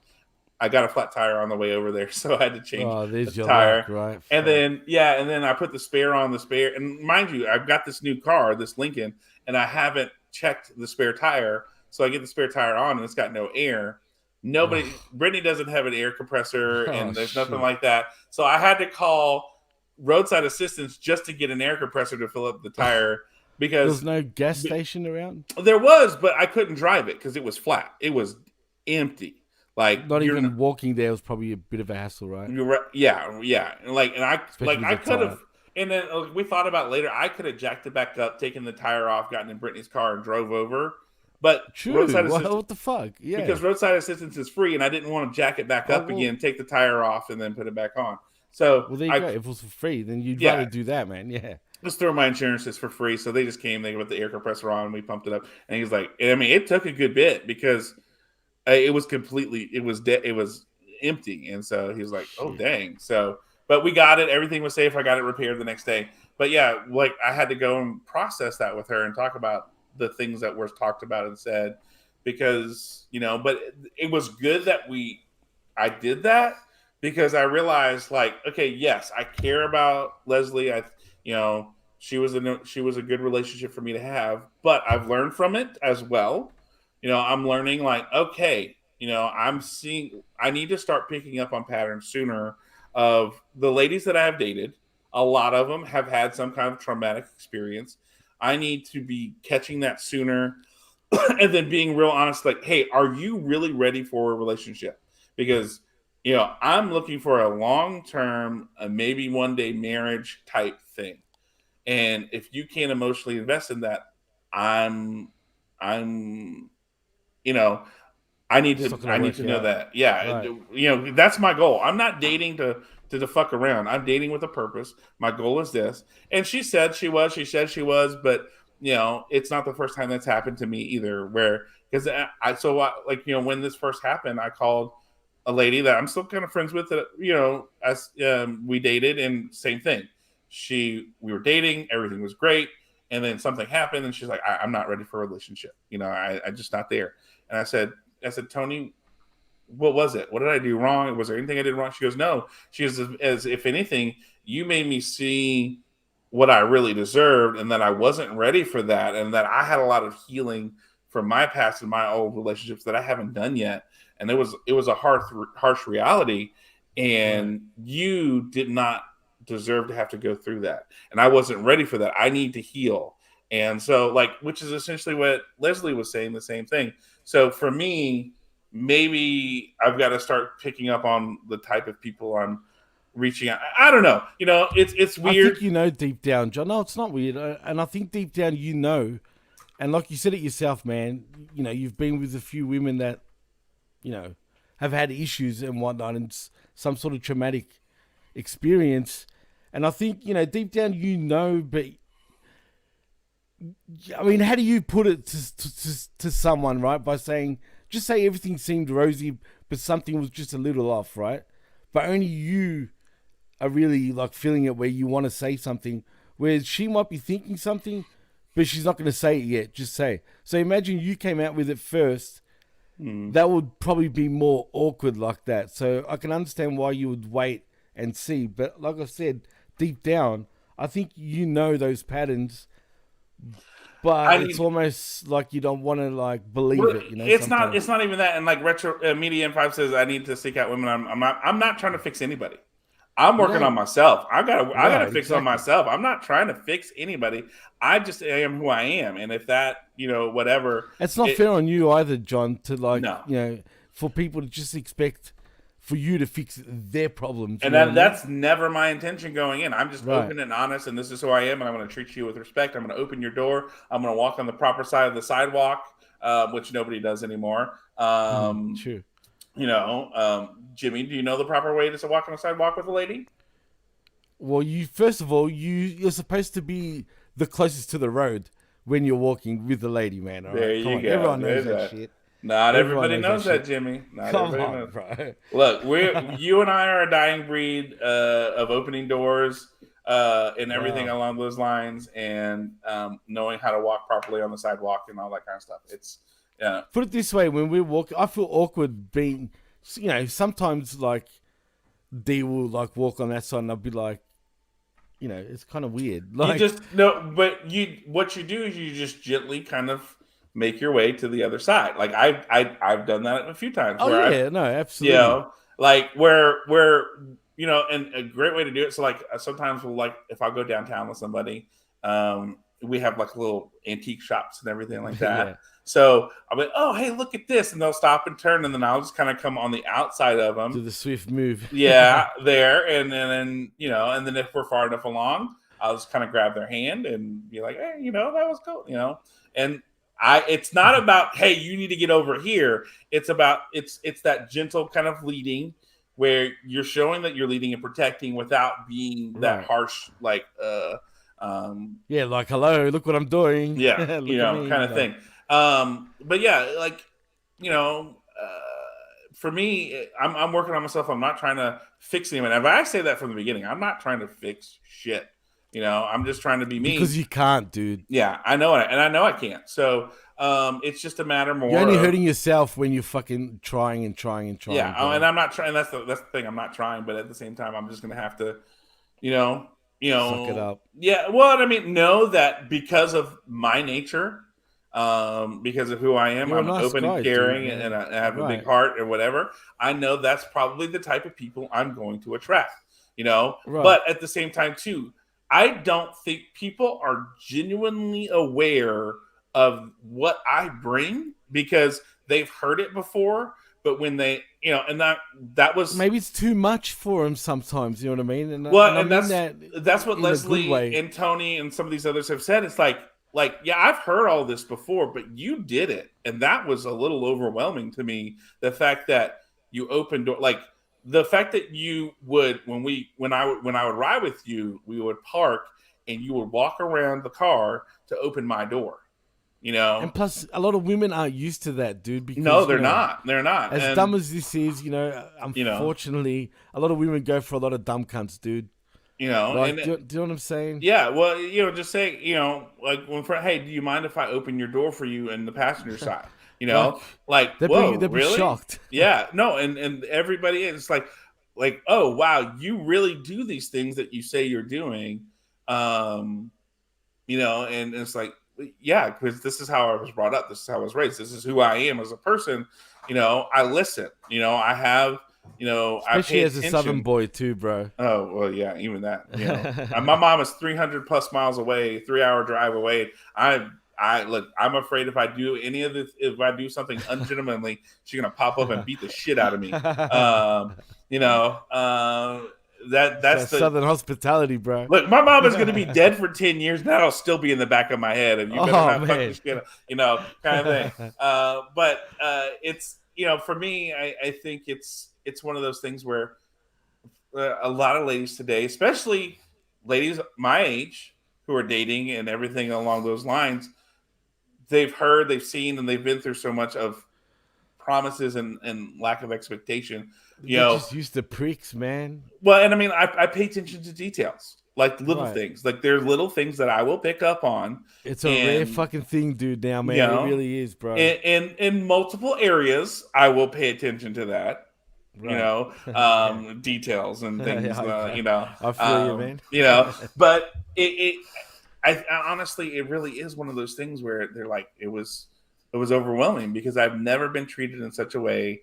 I've never, had that aspect, and I think it intimidates women and scares them. Like that, there was one that happened with, 100% it does, dude. and It's that's why whack. she ended it. That's why she was just like, no, we're done, and I'm washing my dishes, but we're done. I think you're great, but da da da da, and she ran because it was too much, and Nice guys are a fucking dime a dozen now, dude. Like, really. When I say nice guys, I'm talking about you all round nice guy. You know what I mean? There's always aspects. I mean, shit, no one's perfect, but like, and I'm not, and I go into that. I tell them straight right. up, look, I'm not. I love Jesus, but I cuss a little. But I'm not perfect. I'm working. Well, it depends on the situation. That blows my mind still, believe me, man. Like, that really does blow my mind. It's like, it's the weirdest thing for me, but yeah. Oh, shit, I've got to call somebody. I've got a wedding next week, and I got to call them. I got to set up an appointment to talk to them. Go, dude. I forgot we were even live for a minute, bro. I know. All right, let me finish the outro then. So, all right, ladies and gentlemen, as always, thank you for being here today. Me, the M5 Retro Rocket, for sticking around to the end of John's love life. Aaron Ben Shlomo, Brittany Lane. Let's see. Todd Brantley was here for a while.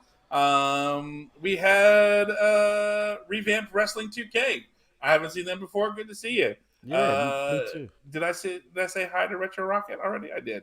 And then Jimmy was there. Hey, was good. Lab Rat was here earlier in the day. And I think that the Hammer, Charles Alfred. Charles Alfred was here, and I think Chris Winland was in here for a minute or two. And Jerome was here. Jerome Hall was here as well. So good to see everybody today. Thank you for being here as always. We love you guys being here, and you guys always make the show, because again, this is the show of the people, by the people, for the people. Thank you for participating and making the show what it is. We're glad to see you here this week, but next week tune in, because it is the show before the show. The show of the fast lane. Do you have a fast lane? Do you have a fast, like whatever that song is? I don't know. That was my thought process with Do You Have a Fast Lane? And is taking that song lyric and putting it to that. But are we going to be even prepared for what that fast lane has to offer? Is it going to be too fast for us, or is it going to slow us way down? You'll have to tune in and find next week and find out, and be ready for the Smack Attack. 10 o'clock next week, same Stone Cold time, same Stone Cold station. Ladies and gentlemen, we are out.